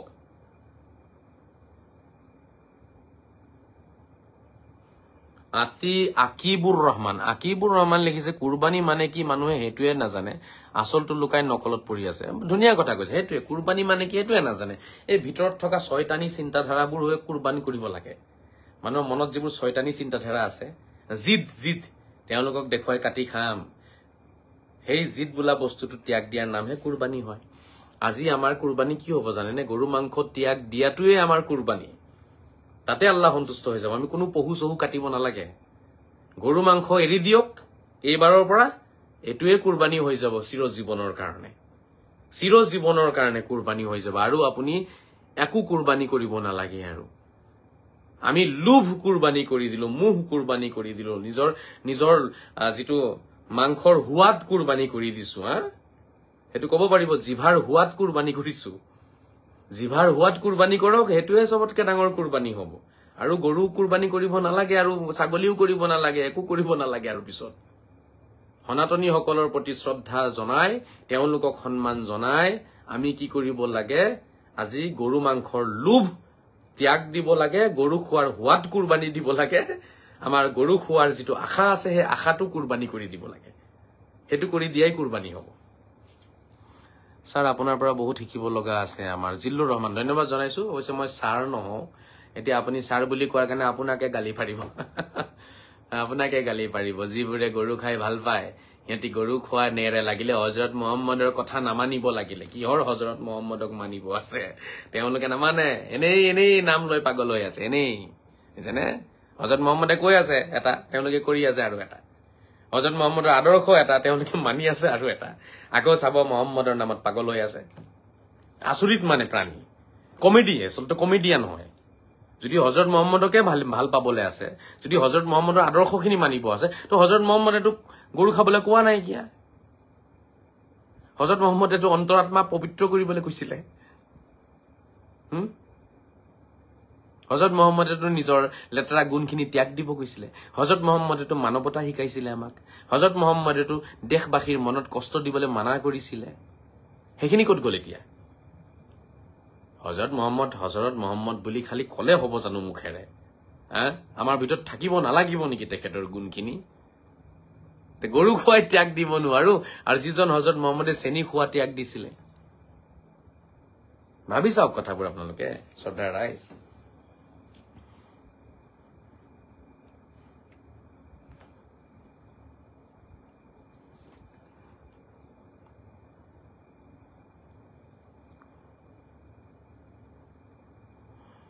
এজন শিক্ষিত মানুহে ফেচবুকত মুকলিকৈ জীৱ হত্যাক সাপোৰ্ট কৰাটো ভাল কথা হোৱা নাই জীৱ হত্যা খাবৰ কাৰণে সাপোৰ্ট কৰাটো হেতু বেলেগ কথা আৰু জীৱ হত্যা বোলা বস্তুটো বেলেগ বস্তু হেবোৰ আপোনালোকে বুজি নাপাব বন্ধু নামটো কিবা এটা লিখিছে নিজৰ নামটোকে শুদ্ধকে লিখিব নাজানে আৰু আপুনি ইমান ডাঙৰ এটা টপিকত কমেন্ট মাৰিছে নিজৰ নামটো শুদ্ধকে লিখকচোন কি নাজাল এনেকে লিখে নেকি অলপ ভালকে নামটো লিখক আৰু অলপ ভালকে বুজি লওক আপোনালোকে ঠিক আছে মোক নুবুজাব মোক বুজাবলৈ হলে ডিগ্ৰী লৈ আহক গৈ পেলাই আগতে আজহাৰৰ পৰা ডিগ্ৰী লৈ আহক কুৰানৰ তাৰপিছত মোক বুজাওক আহি মই আপোনাৰ কথা বুজিম আপোনাৰ কোনো ধৰণৰ ডিগ্ৰী নাইকিয়া আজহাৰৰ পৰা ডিগ্ৰী আনক আপুনি তাৰ পৰা পাছ আউট হৈ আহক তাৰপিছত মোক বুজাওক না আপুনি খেতিবাৰীৰ কথা মোক বুজাব পাৰে মই বুজিম আপোনাৰ পৰা ইঞ্জিনিয়াৰিঙৰ কিবা কথা বুজাব আছে বুজাওক মই ইঞ্জিনিয়াৰ নহওঁ ঠিক আছে মেডিকেল সায়েন্সৰ কিবা কথা বুজাব আছে মই একদম নতহিৰে বুজি লম আপোনাৰ পৰা এটো বেমাৰ হলে এটো টেবলেট খাব লাগে এটো বেমাৰ হলে এটো টেবলেট খাব লাগে মই বুজি লম আপোনাৰ পৰা ঠিক আছে দলং বনাবলৈ কাৰণে কিমান ৰড লাগিব কিমান সিমেন্ট লাগিব কিমান বালি লাগিব মিস্ত্ৰী যদি মোক বুজাই দিয়ে মই বুজিম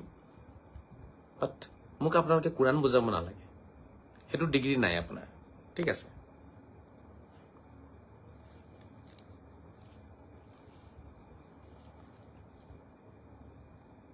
আপোনাৰ যিখিনি আপোনাৰ আছে সেইখিনি বুজাওক যিটোত আপোনাৰ কোৱালিফিকেশনছ নাই হেতু কেলে মোক বুজাই আছে আৰু মোৰ যুক্তি খণ্ডন কৰকচোন আগতে আপোনালোকে মিলি গৰু কাটি খালে আমি সনাতনী সকলে শান্তি পাব নে কষ্ট পাব সিধা প্ৰশ্নৰ উত্তৰ দিয়কচোন আমি গৰু খালে আমি গৰু কুৰবানী কৰিলে তেওঁলোকে হ্যাপি হ'ব তেওঁলোকৰ মনটো ভাল লাগিব নে বেয়া লাগিব দিয়ক উত্তৰ দিয়ক এটা আছে সিধা উত্তৰ দিয়ক তেওঁলোকৰ মনটো ভাল লাগিব তেওঁলোকে আনন্দত নাচিব নে তেওঁলোকে কষ্ট পাব তেওঁলোকে মনত এইটোত আনসাৰ নাই আপোনালোকৰ এনেই গালি পাৰিব ইয়াত আহি পেলাই এতিয়া এইবোৰ প্ৰশ্ন সুধিলে কব তই তেওঁলোকৰ দালাল হ তই অমুকৰ দালাল হয় বাবা মই কাৰ দালাল কি দালাল এইবোৰ ঠক থৈ পেলাই মোক এইটো উত্তৰ দিয়ক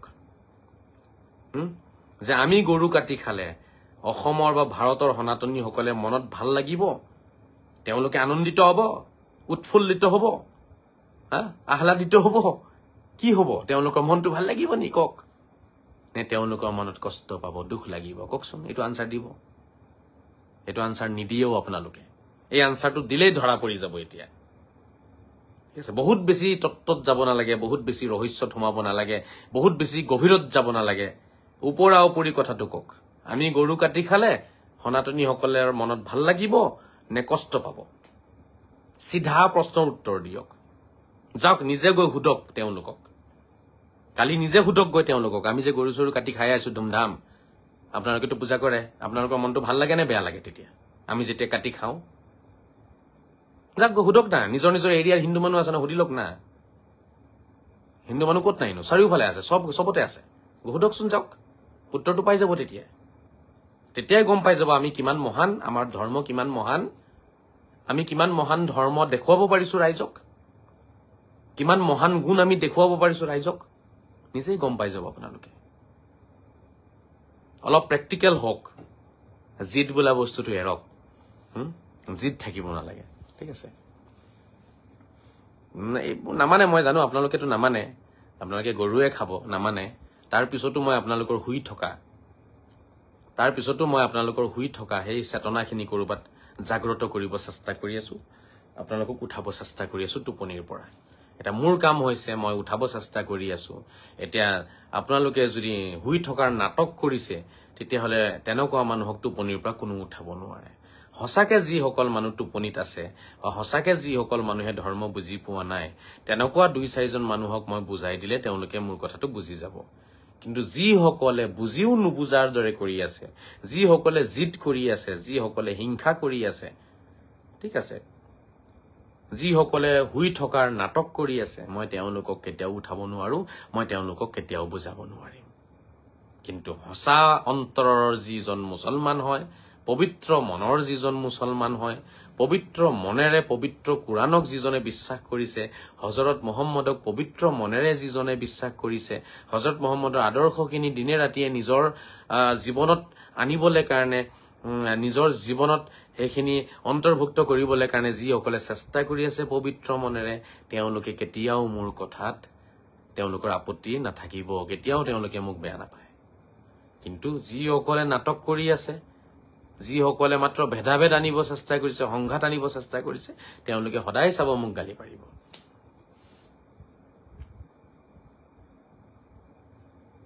বুজি পাইছেনে শ্ৰদ্ধাৰ ৰাইজ? আৰু বেছিভাগ আমাৰ অৰ্ধশিক্ষিত কিছুমান মূৰ্খ মানুহে কমেণ্ট কৰে ফেচবুকত। ফেচবুকত মূৰ্খ মানুহ বেছি থাকে, বুজি পাইছে নাই? অলপ ফেচবুকতকে অলপ ষ্টেণ্ডাৰ্ড কোৱালিটিৰ হয় আপোনাৰ ইনষ্টাগ্ৰামটো, আৰু ইনষ্টাগ্ৰামতকে আৰু অলপ ভাল কোৱালিটিৰ জেগা হৈছে ইউটিউবটো। ফেচবুক হৈছে এটা মানে কি জানেনে, গোটেই মূৰ্খ চূৰ্খ যিমান আছে চব জমা হৈ আছে তাতে। ভাল মানুহো আছে, মূৰ্খ বেছি আছে। আৰু মূৰ্খবিলাক, যিবিলাক মূৰ্খ, সেইবিলাকে ধৰক বেয়া বেয়া কথাবিলাক কৈ থাকে ফেচবুকত, আহি পেলাই গালি পাৰি থাকে, কমেণ্ট কৰি থাকে। বুজি পাইছেনে?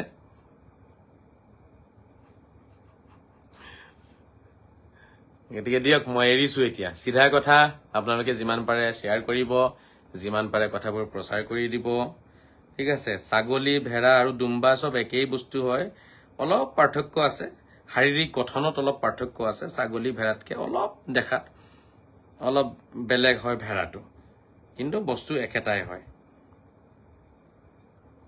ঠিক আছে? বস্তু কিন্তু একেটাই হয়, অলপ শাৰীৰিক গঠনৰ পাৰ্থক্য আছে ছাগলী, ভেড়া আৰু দুম্বাত। গতিকে অনুৰোধ থাকিলে আপোনালোকৰ ওচৰত দুম্বা কোৰবানী কৰক। দুম্বা অৰ্থাৎ ছাগলী, ভেড়া, ঠিক আছে? দুম্বা মানে কি? দুম্বা হৈছে ছাগলী আৰু ভেড়া, তাৰে এটা প্ৰজাতি, বেলেগ বস্তু নহয়, বুজিছে নাই? বেলেগ কিবা আৰু বনৰীয়া বনৰ পৰা অহা কিবা আচৰিত ধৰণৰ পশু নহয়তো দুম্বা, বুজি পাইছেনে? জান্নাতৰ পৰা সেই ছাগলী ভেড়াটোকে পঠিয়াই দিছিল আল্লাহে, আৰু সেই ছাগলী ভেড়া আমাৰ অঞ্চলত বহুত আছে। ছাগলীত বহুত বৰকত আছে, সেইকাৰণে এটা ছাগলীৰ পৰা 3-4টাকে বাচ্চা হয়। ছাগলী পালি চাওক, যদি ভালকে 2টা ছাগলী পালে 2 বছৰ পিছত আপোনাৰ ছাগলী হৈ যাব 40টা, বুজি পাইছে নাই? ভালকে পালক, 2-4 বছৰতে 40-50টা ছাগলীৰ আপুনি কি হৈ যাব? মালিক হৈ যাব। পালকচোন, 4টা-5টাকে পোৱালি দিব আপোনাৰ ছাগলীয়ে, বুজি পাইছে নাই? 40টা ছাগলী 2টাৰ পৰা 40টা কৰিবলৈ বেছি সময় নালাগে, কাৰণ জান্নাতৰ পৰা পঠিয়াই দিছিলে আল্লাহে, বুজি পাইছে? গৰুৱেটো এটা পোৱালি দিয়ে, ছাগলীয়ে 4টাকে দিয়ে।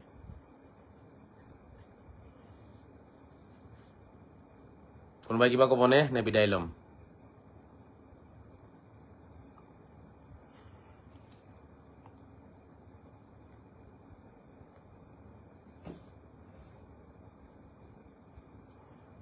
জিল্লুৰ ৰহমানে লিখিছে জুবিনৰ গান গাই দিয়ক জুবিনৰ গান গালেও মোক মানুহে শয়তান বুলি গালি পাৰে জুবিনৰ গান গাও যে এখানে মোক শয়তান বুলি গালি পাৰে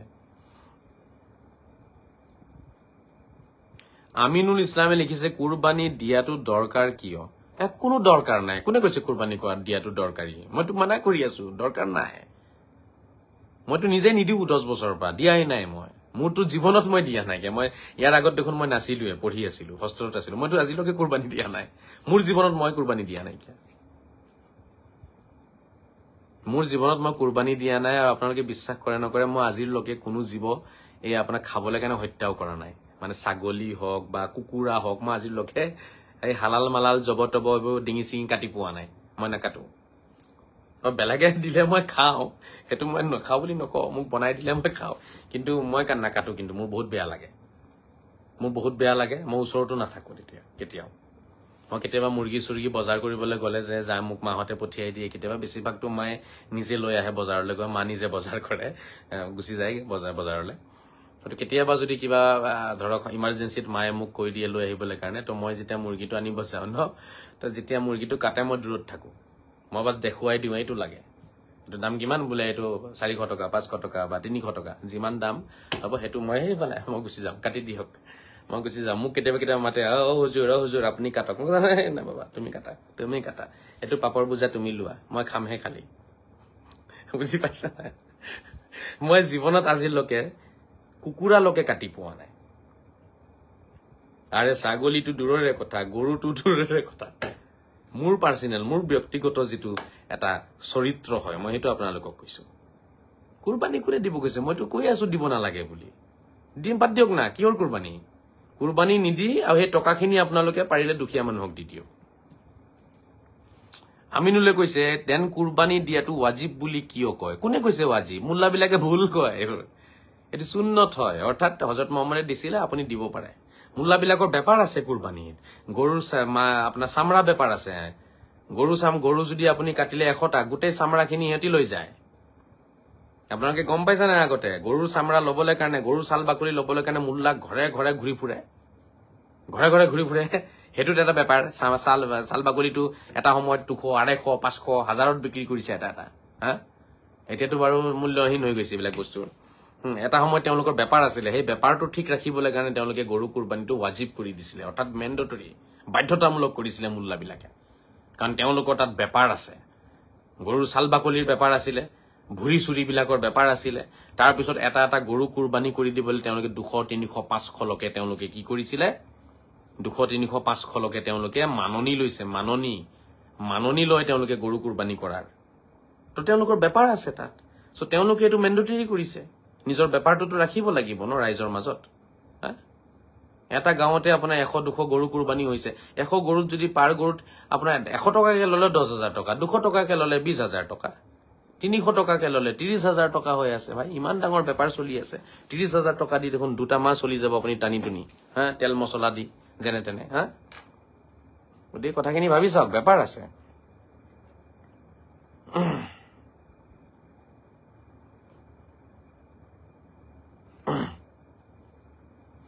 पवित्र दास कमाल साहब আপুনি আজি मोहम्मद रफीर এটা গান গাওক मोहम्मद रफी अरे क्या बात है मोहम्मद रफी गुरु न गुटे भारतर संगीत जगतर गुरु महागुरु হয় তেখেত मोहम्मद रफी কোনেনো বেয়া পায় मोहम्मद रफी মুছলমান আছিল मोहम्मद रफी কোনো বেয়া নাপায় কাৰণ मोहम्मद रफी ভাৰতীয় মুছলিম আছিল অসমীয়া নহয় ভাৰতীয় মুছলিম আছিল না তো তেখেতৰ ভিতৰত ভাৰতীয় সংস্কাৰ আছিল হেকানে ভাল পায় কিন্তু मोहम्मद रफीক মুল্লা বিলাকে বেয়া পায় মুল্লা বিলাকে मोहम्मद रफीৰ কথা যদি হুদে ন কব নৰকত যাব ই গান গাইছিল ন ই নৰকত যাব হেতি পাৰিব मोहम्मद रफी লিখা গান গাবলৈ কাৰণে সালা যেটো কাম হেতি নোৱাৰে সেই কামটো নৰকত যোৱা কাম বুলি কৈ দিয়ে বুজি পাইছা নাই আৰু হেতি যিকিটা পাৰে হেকিটাৰ নামত হেতি মেন্ডেটৰি ওয়াজিব বুলি কৈ দিব যেনেকে হেতি গৰু কাটি পেলাই চামৰা লৈ পেলাই দৌৰিব পাৰে ঠিক আছে গৰু ডিঙি কাটিব পাৰে হেবোৰ খুব ভাল কাম গৰু ডিঙি কাটা ছাগলী ডিঙি কাটা হেবোৰ ভাল কাম কিন্তু গান গোৱাটো বেয়া কাম मोहम्मद रफीকো হেতি কি কৈ দিয়ে নৰকত যাব বুলি কৈ দিয়ে এনেকুৱা আচৰিত প্ৰাণী হয় এইকিটা যিকিটা আবাৰ মুল্লাবোৰ আছে ইয়াত সব জানো মই একানে ইহতি সব মিলি পেলাই মুখ এটি আবদ্ধ কৰি পেলাই মুখ হত্যা কৰিব বিচাৰি আছে ইহতি বুজি পাইছা না মুখ হত্যা কৰিব मोहम्मद रफी এটা গান মই খুব ভাল পাওঁ মানে বহুত গানেই আছে তেওঁৰ, বহুতো ভাল লাগে চব, মানে চবেই ভাল লাগে। এটা গান মই বহুত বেছি ভাল পাওঁ, ये दुनिया ये महफिल मेरे काम की नहीं, मेरे काम की नहीं, ये दुनिया ये महफिल मेरे काम की नहीं, मेरे काम की नहीं, ये दुनिया ये महफिल मेरे काम की नहीं, मेरे काम की नहीं। এই গানটো আপোনালোকে শুনিছেনে? কোনে জানো কমেণ্টটো কৰিছিলে মহম্মদ ৰফিৰ কথাটো? মহম্মদ ৰফিৰ এই গানটো শুনিছে নাই? দাদাজনক কম। জিল্লুৰ ৰহমান ধুনীয়া গাব পাৰে, ধন্যবাদ জনাইছো। ইমানো ধুনীয়া গাব নোৱাৰো, ট্ৰাই কৰো আৰু। মোৰ যিহেতু এইটো ফিল্ড মোৰ নহয়, চাগে মই এইটো ফিল্ডত থাকিলে, মই ৰিয়াজ কৰিলে, প্ৰেক্টিচ কৰিলে চাগে মই বহুত ভাল গাব পাৰিলোহেঁতেন। বহুতে মোক কয়, কিন্তু মোৰ ৰিয়াজ নাই, প্ৰেক্টিচ নাই, মই এইটোত লাগি থাকিবও নোৱাৰো। মোৰ কাম হৈছে কোৰাণ হাদিছৰ কথাবোৰ লৈ পেলাই মই লাগি থাকো, সেইটোৱে মোৰ প্ৰেক্টিচ, তাতে মোৰ ৰিয়াজ আছে, প্ৰেক্টিচ আছে। ইয়ে দুনিয়া ইয়ে মেহফিল মহম্মদ ৰফিৰ এটা বহুত ধুনীয়া আধ্যাত্মিক জগতৰ এক উচ্চ স্তৰৰ গান হয়, বহুত ধুনীয়া গান হয় মহম্মদ ৰফিৰ।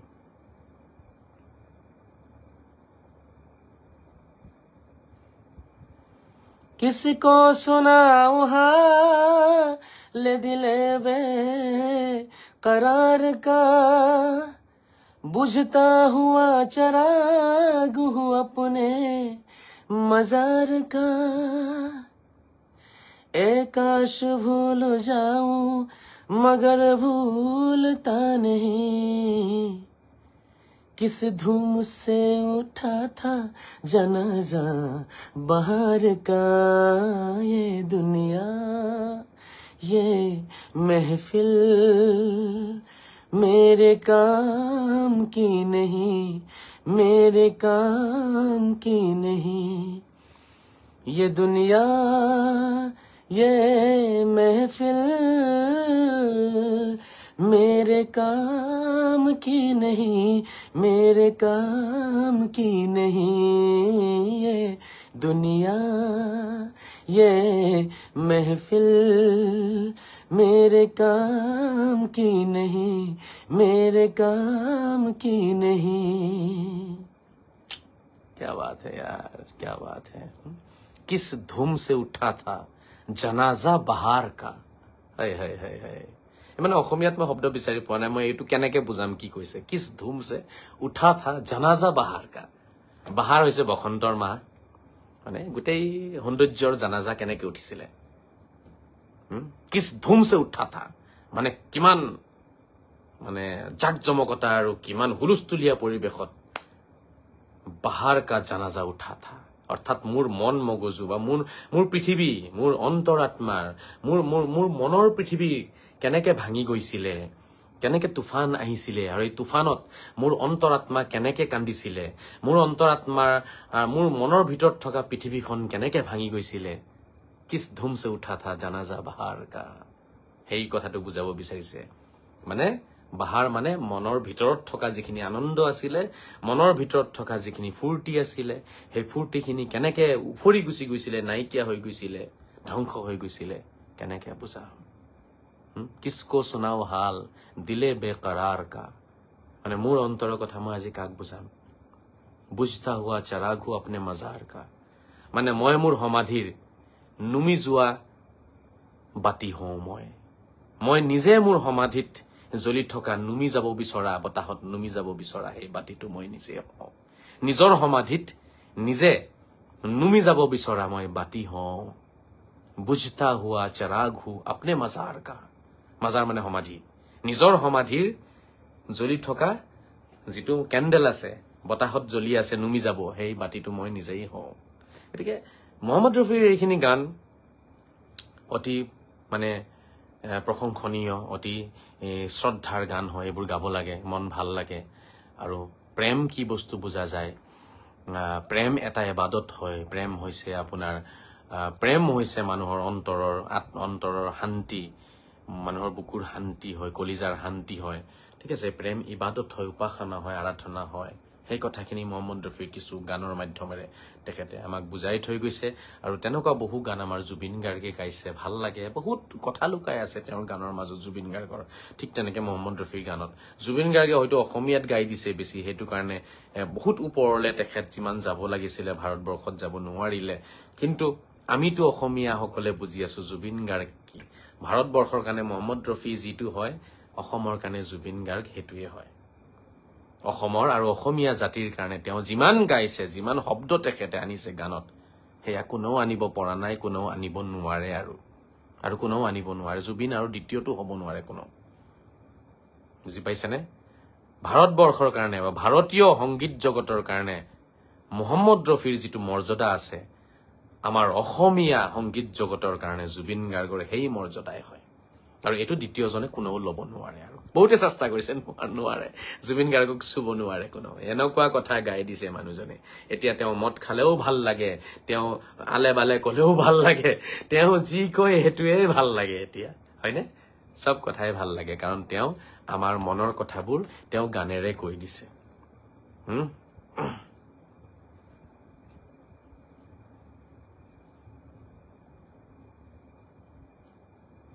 কি হব এই জীৱন তুমি নহলে কাৰ বাবে ৰচিব সপোন ভাবি চাওক কিমান কিমান ধুনীয়া কথা হা এনেকুৱা কথা আপোনালোকে ভাবি চাওক হিন্দীটো চাগে শুনা নাইকিয়া হিন্দী ভাষাটো আপুনি এনেকুৱা গীত নুশুনিব বুজি পাইছেনে এনেকুৱা গীত আপোনালোকে হিন্দী ভাষাটো আপোনালোকে নুশুনিব ইমান অৰ্থ ইমান আবেগ ইমান মৰম ইমান গভীৰতা সোমাই আছে ইমান মৰম লুকাই আছে গীতটোত হা এনেকুৱা গীত হিন্দী ভাষাটো বিচাৰি নাপায় আপোনালোকে যিমানটো গভীৰ গীত জুবিনে গাই দিছে অসমীয়াত কি হব এই জীৱন তুমি নহলে কাৰ বাবে ৰচিব সপোন কি ৰব মোৰ বাবে তুমি নহলে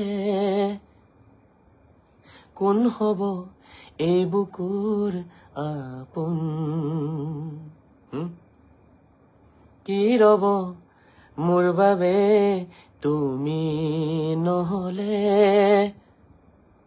কোন হব এই বুকুৰ আপোন তুমি নাথাকিলেতো কোনোৱে নাই জীৱনত এই জীৱনৰ সংগ্ৰাম এই জীৱনৰ অৰ্থ একোৱে নাই যদি তুমি নাই তোমাক দেখিয়েইতো জীৱনৰ সংগ্ৰামখিনি কৰিব বিচাৰো তোমাক দেখিয়েইতো জীয়াই থাকিব বিচাৰো মৰি যাব বিচৰা কোনোবা এটা দেহাত তোমাক দেখিয়েইতো প্ৰাণটো আহে তোমাক দেখিয়েইতো জীয়াই থাকিব বিচাৰো তুমিয়েতো সপোন হোৱা তোমাৰ কাৰণেইতো সপোন ৰচিব বিচাৰো এইবোৰ কথা সবে বুজি নাপাব বিশেষকে যিবিলাকৰ মাজত গুৰামী আছে তেওঁলোকেতো কেতিয়াও বুজি নাপায় যেনেকুৱা যিবোৰ মানুহে দুটা তিনিটাকে বিয়া পাতিছে সেইবোৰ মানুহেতো কেতিয়াও বুজি নাপায় দুটা তিনিটা বিয়া পাতা মানুহে এইবোৰ গান কোনো অৰ্থই নাই তেওঁলোকৰ কাৰণে দুটা তিনিটা বিয়া পাতা মানুহে এইবোৰ বুজি পাব নেকি কওকচোন কি ফিলিংছ কি আছে তেওঁলোকৰ ভিতৰত যি দুজনী তিনিজনী পাঁচজনী বিয়া পাতি বহি আছে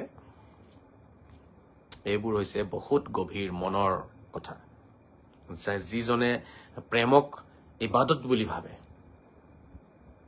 প্ৰেমক উপাসনা বুলি ভাবে প্ৰেমক আৰাধনা বুলি ভাবে তেনেকুৱা মানুহে জুবিনৰ এই গানবোৰ বুজিব পাৰিব আৰু তেনেকুৱা মানুহৰ কাৰণে জুবিন গাৰ্গে এইবোৰ গান গাইছে এইবোৰ গান সবৰে কাৰণে গোৱা নাইতো প্ৰেমক যিসকলে পূজা কৰে তেওঁলোকৰ কাৰণে এইবোৰ গান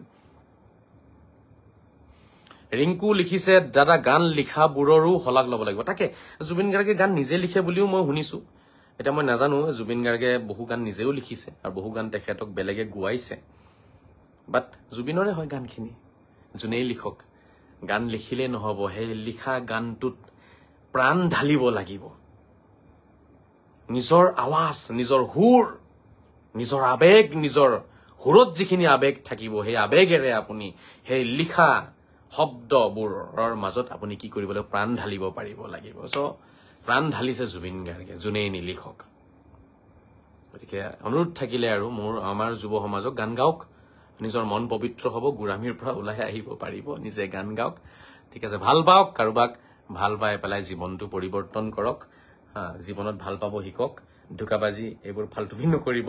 4-5 মান বিয়া নাপাতিব যদি পাৰে। 4-5 মান যিসকলে বিয়া পাতে তেওঁলোকৰ কাৰণে জুবিন গাৰ্গৰ কোনো গানেই নাই। আৰু এতিয়া আপোনালোকে এইবোৰ কৈ থাকিলে আৰু মোৰ যাবলৈ মন নাযায়। 2-3জন থাকিলেও ভাল লাগে। আপোনালোকক যিহেতু মই লগে নাপাওঁ, কোন জানো ক'ত বহি আছে চিনিও নাপাওঁ, তথাপিও আপোনালোকে কিছুমান কমেণ্টৰ মাধ্যমেৰে আপোনালোকে কিছু কথা কৈ থাকে, চব ভাল লাগে। তো কোনে ক'ৰ পৰা চাই আছে মই নাজানো, সকলোকে সেৱা জনাইছো, প্ৰণাম জনাইছো, মৰম যাচিছো। আপোনালোকক মই মোৰ বুকুৰ একদম ভিতৰৰ পৰা বুকুৰ অতি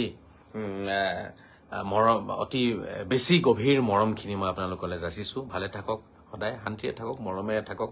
কি হিন্দু কি মুছলমান এইবোৰ আমি এৰি পেলাই আহক জুবিন গাৰ্গৰ গানবোৰ গাওঁ। জুবিন গাৰ্গে সেইকাৰণে মাজে মাজে কৈ দিয়ে, মই কোনো ভগৱান ঈশ্বৰ আল্লাহ নামানো।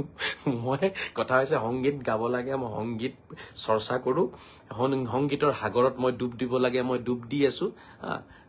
তেনেকুৱাই সংগীত যিসকলে সাধনা কৰে ন, তেওঁলোক তেনেকুৱাই হয়। তেওঁলোক ধৰ্মৰ ঊৰ্ধত আহি কাম কৰে, কাৰণ তেওঁলোকে মানৱতা কি সেইটো তেওঁলোকে বুজি পায়, ফিলিংছ কি তেওঁলোকে বুজি পায়। বহুতেই কয় জুবিন গাৰ্গে মদ খায়। জুবিন গাৰ্গৰ মনত জানো কি দুখ আছে সেইটোতো কোনেও নাজানে, কোনেও নাজানে ন। মহম্মদ ৰফিৰ মনত কি দুখ আছে সেইটো কোনেও নাজানে। গতিকে কোনোবাই দুখতে যদি খাইছে মদ, তেতিয়াহ'লে সেইটো ঈশ্বৰ আল্লাহ ভগৱানৰ লগত তেওঁ ডিল কৰি ল'ব, ঠিক আছে।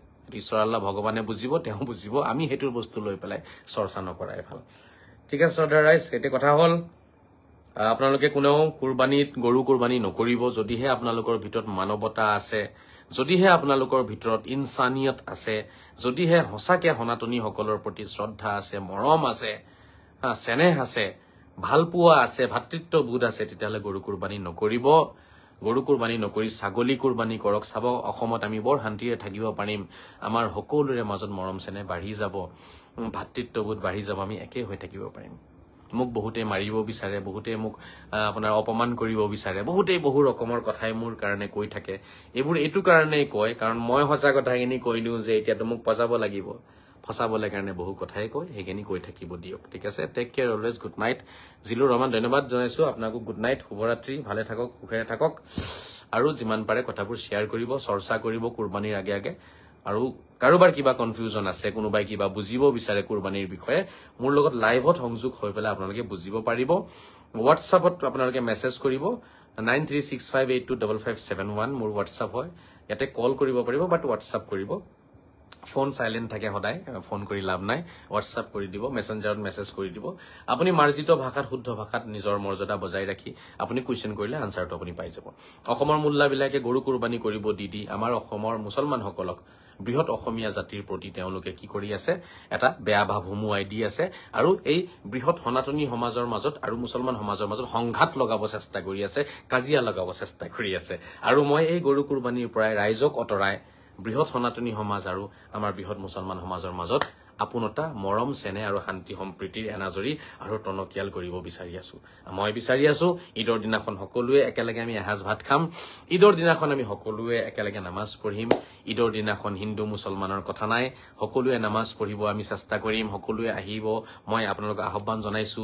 এইবাৰ মোৰ লাজ লাগি আছে আপোনালোকক আহ্বান জনাবলৈ কাৰণে, কাৰণ আমাৰ মানুহবিলাকে ঈদৰ নামাজটো পঢ়িয়ে গৰুটো কুৰবানী কৰিব। গতিকে মোক বহুতে এইটো কথা অলৰেডি জনাইছে যে ঈদৰ নামাজ কেনেকে পঢ়িম, বা আপুনি আহ্বান যে জনায় ঈদৰ নামাজৰ পিছতে আমি পূজা কৰা বস্তুটো কাটিবগৈ। তো এইবাৰ মোৰ মুখৰ মাত নাইকিয়া হৈ গৈছে। মই এতিয়া কেনেকে আহ্বান জনাম সনাতনীসকলক, মই তাকে ভাবি আছো। তাৰ পিছতো মই ক্ষমা খুজি, অতি ক্ষমাৰে প্ৰাৰ্থনা কৰি আপোনালোকৰ ওচৰত মই অনুৰোধ জনাইছো। কুৰবানী বেলেগ বস্তু হয়, তেওঁলোকে মানিলে মানক, নামানিলে নাই। এতিয়া কি কৰিম আৰু, বুজাব লাগে, মই বুজাই আছো, ঠিক আছে। আপোনালোকে আহিব, একেলগে আমি নামাজ পঢ়িম, নামাজ পঢ়ি গুচি যাব আপোনালোকে, ঠিক আছে। নামাজটো বেলেগ বস্তু হয়, কুৰবানীটো বেলেগ বস্তু। নামাজৰ লগত কুৰবানীৰ কোনো সম্পৰ্কই নাই। আৰু কুৰবানীটো নকৰিলে একো প্ৰব্লেম নাই। নামাজটো ৱাজিব হয়, মেণ্ডেটৰী হয়, পঢ়িব লাগিব, বাট কুৰবানীটো নহয়। কুৰবানী নকৰিলে একো প্ৰব্লেম নাই কাৰো, ঠিক আছে। চ' অনুৰোধ থাকিলে সনাতনীসকলক, যদি পাৰে আহিব আপোনালোকে। মই এটা আপোনালোকক আহ্বান জনাইছো।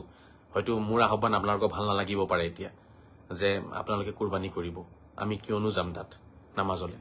চ' মই সেইটো কাৰণে দুখিত, লজ্জিত, অপমানিত, মই এইটো অতৰাব পৰা নাই যিমান চেষ্টা কৰিছো মই কৰিব পাৰিছো মই কৰি আছো চেষ্টা অনাগত দিনত মই কৰি থাকিম আমাৰ সমাজক বুজাবলৈ মই চেষ্টা কৰিম মোক সমাজে মাৰক কাটক লাত মাৰক চেণ্ডেল মাৰক আৰু কিবা কৰক মই কেতিয়াও সেই বস্তুটো লৈ পেলাই মই আফসোস নকৰো দুখ নকৰো তেওঁলোকে মোক মাৰক কোনো কথা নাই কিন্তু আপোনালোকে যদি পাৰে ঈদৰ নামাজলৈ আহিব ঈদৰ নামাজ পঢ়ি আপোনালোকে গুচি যাব নিজৰ নিজৰ ঘৰত মই নিমন্ত্ৰণ নিদিও আমাৰ মোৰ ঘৰলৈ আহিব পাৰিব কিন্তু ধৰক অন্য জায়গাতো আপোনালোকে যাব নোৱাৰে ন কাৰোবাৰ ঘৰত কাৰণ তেওঁলোকে সবেই গৰু কুৰবানীত ব্যস্ত হৈ যাব এটা এটা আফসোস থাকিলে দুখ থাকিলে যে মই বুজাব পৰা নাই চাগে আৰু চেষ্টা কৰি আছো বুজাবলৈ কাৰণে যাতে ঈদৰ দিনাখন আপোনালোকেও আহিব পাৰে আমিও যাতে আপোনালোকৰ লগত বহি এসাঁজ ভাত খাব পাৰো এয়া হযৰত মুহাম্মদ সাল্লাল্লাহু তাআলা আলাইহি ওয়াসাল্লামৰ এক বহুত গভীৰ এক মৰমৰ বাৰ্তা আছিল ঈদ হযৰত মুহাম্মদে এইটো কাৰণে আমাক দিছিলে কিন্তু আমি হেয়া বুজি নাপালো এয়া আমাৰ দুখ হযৰত মুহাম্মদে কুৰবানীৰ মাংস বিলাই দিব কৈছিলে হিন্দু মুছলমান সকলোকে বিলাব কৈছিলে আমি বুজি নাপালো এয়া আমাৰ দুখৰ কাৰণে আপোনালোকে কেতিয়াও হযৰত মুহাম্মদক আপোনালোকে দুখ নিদিব প্ৰফেট মুহাম্মদ সাল্লাল্লাহু তাআলা আলাইহি ওয়াসাল্লামে কেতিয়াও তেনেকুৱা কোনো কথা কোৱা নাই কিয়া তেখেতে জীৱনত তেনেকুৱা কথা কোৱা নাই কিয়া তেখেত হসাই মানৱ শ্ৰেষ্ঠ ব্যক্তি আছিলে আপোনালোকে যদি হযৰত মুহাম্মদক পঢ়িব পাৰিলেহেঁতেন আপোনালোকে কান্দিলেহেঁতেন বহি চকু পানী টুকিলেহেঁতেন যে হযৰত মুহাম্মদে ইমান কষ্ট কেনেকৈ কৰিলে তেওঁ মাটিত শুইছে তেওঁ জীৱনত বিছনাত চাগে নুহুলে আমি পাইছো তেখেতে মাটিতে শুইছে সদায় মাটিত কাপোৰ পাৰি মাটিত কিবা এটা পাৰি শুইছে তেখেত বহুত সাধাৰণভাৱে জীৱন পাৰ কৰিছিলে এজন ব্যক্তি বালিয়ে মাটিয়ে শুই থাকিছে তেখেত গতিকে আমাৰ ভুল হৈছে আমাৰ ভুলৰ কাৰণে আপোনালোকে কেতিয়াও হযৰত মুহাম্মদক একো নকব এটো মোৰ এটা অনুৰোধ থাকিলে আপোনালোকৰ ওচৰত সনাতনীসকলৰ ওচৰত অনুৰোধ থাকিলে আমি ভুল কৰিছো আমি তেখেতক বুজা নাই কিয়া আমি তেখেতৰ চৰিত্ৰ কলংকিত আমি কৰিছো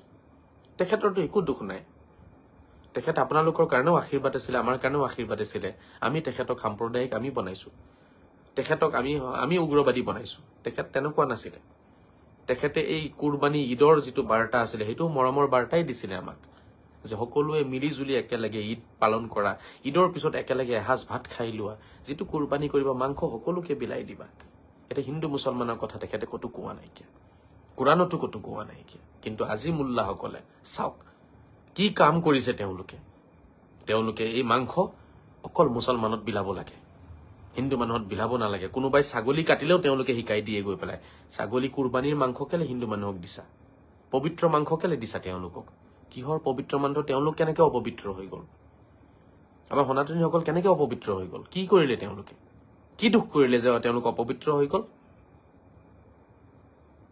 তেওঁলোকে লা ইলাহা পঢ়া নাই তো লা ইলাহা নপঢ়াৰ পিছতো দেখোন আল্লাহে মোদী চৰকাৰক জিকাই দিলে প্ৰধানমন্ত্ৰী মোদীৰ লগত আল্লাহ আছিলে এইবাৰ পাকিস্তানৰটো প্ৰধানমন্ত্ৰীৰ লগত আল্লাহ নাছিলে পাকিস্তানৰ প্ৰধানমন্ত্ৰীয়ে লা ইলাহা পঢ়িছে আমাৰ অসমৰ ভাৰতৰ প্ৰধানমন্ত্ৰীয়েতো লা ইলাহা পঢ়া নাই তাৰ পিছতো আল্লাহ কাৰ লগত আছিলে এইবাৰ পাকিস্তানৰ লগত আছিলে নে ভাৰতৰ লগত আছিলে এৰ আনসাৰ তেওঁলোকে নিদিয়ে এনেকুৱা প্ৰশ্ন কৰিলে মোক পাগল বুলি ক'ব শয়তান বুলি ক'ব এনেকুৱা প্ৰশ্ন কৰিলে মোক পাগল বুলি ক'ব শয়তান বুলি ক'ব আনসাৰটো নিজে দিয়ক না এইবাৰ আল্লাহ কাৰ লগত আছিলে পাকিস্তানৰ লগত আছিলে না ভাৰতৰ লগত আছিলে যদি আপুনি কয় ভাৰতৰ লগত আছিলে তেতিয়াহলে লা ইলাহা নপঢ়া মানুহৰ লগত আল্লাহ কেলে আছে আল্লাহটো পাকিস্তানক সাপোৰ্ট কৰিব লাগিছিলে আল্লাহটো পাকিস্তানক সাপোৰ্ট কৰা নাই আল্লাহেটো লা ইলাহা নপঢ়া প্ৰধানমন্ত্ৰী সাপোৰ্ট কৰিলে ভাৰতক সাপোৰ্ট কৰিলে তাৰ মানে কি বুজা গল তাৰ মানে বুজা গল আল্লাহে লা ইলাহা ইল্লাল্লাহ আৰু ওপৰত আল্লাহৰ সিদ্ধান্ত ডিপেন্ড নকৰে আল্লাহৰ সিদ্ধান্ত ডিপেন্ড কৰে মানৱতাৰ ওপৰত ধৈৰ্য সহ্যৰ ওপৰত আপোনাৰ মানৱীয় গুণৰ ওপৰত ডিপেন্ড কৰিব আপোনাৰ ভিতৰত কিমান মানৱীয় গুণ আছে কিমান আখৰিক গুণ আছে হেখিনিৰ ওপৰত ডিপেন্ড কৰিব আপুনি স্বৰ্গ যাব নে নৰক যাব গতি আল্লাহক বুজিব লাগিব মুল্লাবিলাকে বুজা নাই বুজি পাইছেনে গতিকে শ্ৰদ্ধা ৰাইজ কোনো অপবিত্ৰ নহয় সনাতনীসকল অপবিত্ৰ নহয় তেওঁলোক পবিত্ৰ আমিও পবিত্ৰ বাস মন পবিত্ৰ হ'ব লাগে দিল পবিত্ৰ হ'ব লাগে এই দিল এই মন পবিত্ৰ হলে সব পবিত্ৰ হৈ যায় এই দিল এই মন যদি পবিত্ৰ নহয় সব অপবিত্ৰ হৈ যায় বুজি পাইছে স্পষ্ট হযৰত মুহাম্মদে এই কথাষাৰ কৈ গৈছে ফাইন্না ফিল জাসাতে মুদগাতান ইজা সালুহাত সালুহাল জাসাদু কুল্লু ইজা ফাসাদাত ফাসাদাল জাসাদু কুল্লু হযৰত মুহাম্মদে কৈছে মানুহৰ অন্তৰ মানুহৰ শৰীৰত এটা মাংসৰ টুকুৰা আছে মাংসৰ টুকুৰা এটা আছে মানুহৰ শৰীৰত সেই মাংসৰ টুকুৰাটো যদি পবিত্ৰ হৈ যায় গোটেই দেহা পবিত্ৰ হৈ যাব সেই মাংসৰ টুকুৰাটো যদি অপবিত্ৰ হৈ যায় গোটেই দেহা অপবিত্ৰ হৈ যায় কি কথা কৈছে হযরত মুহাম্মদে সাহেব वाह क्या बात है यार ইয়াক কয় কথা হা এটু কয় হুনৰ কালিৰে হুনৰ পানীৰে লিখি ৰাখা কথা এইবোৰ ফাইন্না ফিল জাসাদি মুদগাতান ইজা সালুহাত সালুহাল জাসাদু কুল্লু ইজা ফাসাদাত ফাসাদাল জাসাদু কুল্লু মানুহৰ দেহত এটা মাংসৰ টুকুৰা আছে যেতিয়া হেতু ভাল হৈ যাব গোটেই দেহা পবিত্ৰ হেই মাংসৰ টুকুৰা যেতিয়া বেয়া হৈ যাব অপবিত্ৰ হ'ব গোটেই দেহা অপবিত্ৰ আলা ওয়াহিয়াল কলবু আৰু হেয়া হৈছে মানুহৰ অন্তৰ হেয়া হৈছে মানুহৰ হৃদয় আলা শুনিলোৱা তোমালোকে আলা ওয়াহিয়াল কলব আৰু জানিলোৱা তোমালোকে হেই মাংসৰ টুকুৰাটোৱে হৈছে মানুহৰ অন্তৰ মানুহৰ হৃদয় মানুহৰ দিল হযৰত মুহাম্মদে কৈ গৈছে কথাকাৰ হযৰত মুহাম্মদ এটু কোৱা নাই লা ইলাহা পঢ়িব লাগিব লা ইলাহা পঢ়িলে তোমাৰ গাটো পবিত্ৰ হ'ব লা ইলাহা নপঢ়িলে তোমাৰ গা অপবিত্ৰ হৈ যাব হযৰত মুহাম্মদ এটু কোৱা নাই গতিকে এই মুল্লাবিলাকে বুজা নাই একো এইবিলাকে পঢ়া লিখা কৰা নাই ধুৰন্ধৰ হয় এইবোৰ বুজি পাইছে এই ধুৰন্ধৰ বিলাকৰ কাৰণে আজি আমি কাজিয়া লাগি আছো নহলে অসমৰ মুছলমানে কেতিয়াবা এৰি দিলেহেঁতেন গৰু মাংস এই মুল্লাবিলাকৰ কাৰণে এৰা নাই কিয়া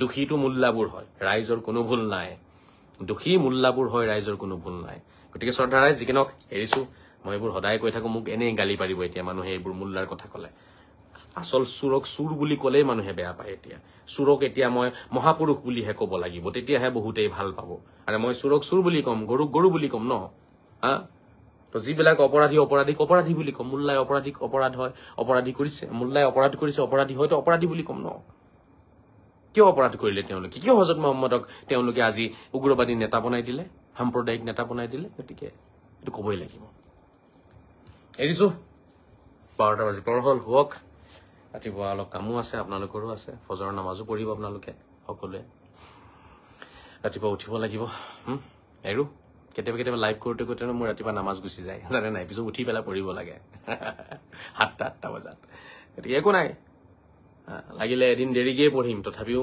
আপোনালোকৰ লগত আলোচনা কৰাটো বেছি মোৰ কাৰণে ইম্পৰ্টেণ্ট হয় নামাজটো মই পিছতো পঢ়ি ল'ব পাৰিম এইটোৱে হৈছে ধৰ্মৰ ঊৰ্ধ্বত কাম কৰা নামাজটো পিছতো পঢ়িব পাৰিম আমাৰ কাৰণে অপচন আছে ৰাতিপুৱা উঠিব নোৱাৰিলে প্ৰব্লেম আছে উঠাৰ পিছত পঢ়ক না কি প্ৰব্লেম আছে একো প্ৰব্লেম নাই ইছলাম কিমান সহজ ধৰ্ম কিছুমানে গুড়া এই এনি হাও তোৰ কিবা কাম আছে সব এৰি তই উঠিব লাগিব সেইবোৰ হৈছে গুড়ামি আপোনাৰ কাম কৰক ধুনীয়াকে হুৱক হাৰ নাপালে পিছত পঢ়ি যাব হযৰত মুহাম্মদ এবাৰ টোপনিত হুই থাকিলে হাৰ নাপালে তেতিয়া তেখেতে বেলি উঠাৰ পিছত বহু দেৰি পিছত তেখেতে পঢ়িছে বুজি পাইছে নাই হযৰত মুহাম্মদৰ নিজৰ হৈছে এটো এইখিনিটো কথা নকয় তেওঁলোকে হযৰত মুহাম্মদ নিজে হুই থাকিলে এবাৰ ৰাতি সব আপোনাৰ কৰবাত গৈছিলে ফুৰিবলৈ কাৰণে হুই থাকিলে তেওঁ হুই আছে লগত গোটেই পাৰ্টি হুই আছে গোটেই পাৰ্টি গোটেই দল হা শ মানুহ হুই থাকিলে কাৰো টোপনি না ভাঙিলে ৰাতিপুৱা একদম বেলি ওলাই গল ৰদৰ তাপ যেতিয়া পৰিছে গাত তেতিয়া হাৰ পাইছে হযৰত মুহাম্মদ আৰে মইতো ফজৰৰ নামাজ পঢ়া নাই কি হেতু কি হ'ল উঠি পেলাই পঢ়িছে ইছলাম ধৰ্মটো বহুত সহজ হয় মুল্লাবিলাকে টাইট কৰিছে গুড়ামি সেইফালে আমাৰ যাব নালাগে আৰামছে খাওক বক হোক ৰাতিপুৱা হাৰ পোৱা নাই পিছত পঢ়ি ল'ব আৰু চেষ্টা এটা কৰিব লাগে হাৰ পাবলৈ কাৰণে হেতুৱে কথা ঠিক আছে এৰিছো এতিয়া ধন্যবাদ যিসকলে কমেন্ট কৰিছে যিসকলে চাই থাকক শেয়াৰ কৰিব কুৰবানীত গৰু কুৰবানী কৰিলে কিন্তু হযৰত মুহাম্মদৰ আদৰ্শক কুৰবানী কৰা হ'ব তেখেতৰ চৰিত্ৰক কুৰবানী কৰা হ'ব তেখেতৰ অস্তিত্ব মিটাই দিয়া হ'ব তেখেতক কলংকিত কৰা হ'ব গতিকে শ্ৰদ্ধা ৰাইজ এইটো নকৰিব ছাগলী কুৰবানী কৰি মাংস সবকে বিলাওক সবৰ লগত খাওক একেলগে ঈদ পালন কৰক তেতিয়া হযৰত মুহাম্মদ যে মহান ব্যক্তি হয় এই কথাকাৰ প্ৰমাণ হৈ যাব হযৰত মুহাম্মদৰ চৰিত্ৰ যে মহান এই কথাও প্ৰমাণিত হ'ব ইছলাম আৰু কোৰআন যে মহান ধৰ্ম মহান কিতাপ হয় এই কথাষাৰো প্ৰমাণিত হৈ যাব আৰু যদিহে আমি সেইখিনি নকৰো গৰু লৈ পেলাই পাগল হৈ থাকো তেতিয়া হলে আমাৰ কলংকিত যিবোৰ গুণ আছে সেইখিনি থাকি যাব আমি কেতিয়াও আমি হযৰত মুহাম্মদক মহান বুলি আমি দাঙি ধৰিব নোৱাৰিম প্ৰমাণ কৰিব নোৱাৰিম ঠিক আছে এৰিছো শ্ৰদ্ধা ৰাইজ খুদা হাফিজ জয় শ্ৰী ৰাম জয় শ্ৰী কৃষ্ণ জয় শ্ৰী যীশু জয় শ্ৰী মোহাম্মদ জয় শ্ৰী বজৰংবলী জয় শ্ৰী শংকৰ জয় শ্ৰী মাধৱ জয় শ্ৰী গুৰু নানক জয় শ্ৰী গৌতম বুদ্ধ জয় শ্ৰী আজান পীৰ জয় শ্ৰী বৰপীৰ জয় শ্ৰী আজমেৰী পীৰ ভাৰত মাতা কি জয় বন্দে মাতৰম জয় অসম খুদা হাফিজ ফি আমানিল্লাহ ফি ৰিয়াতি আসাদুল্লাহ লাইলাতুকুম গুড নাইট সব খাই শুভৰাত্ৰি শান্তিৰে থাকক শান্তি বিলাওক মৰমেৰে থাকক মৰম বিলাওক নমস্কাৰ আসসালামু আলাইকুম সত শ্ৰী আকাল আদাব বাই বাই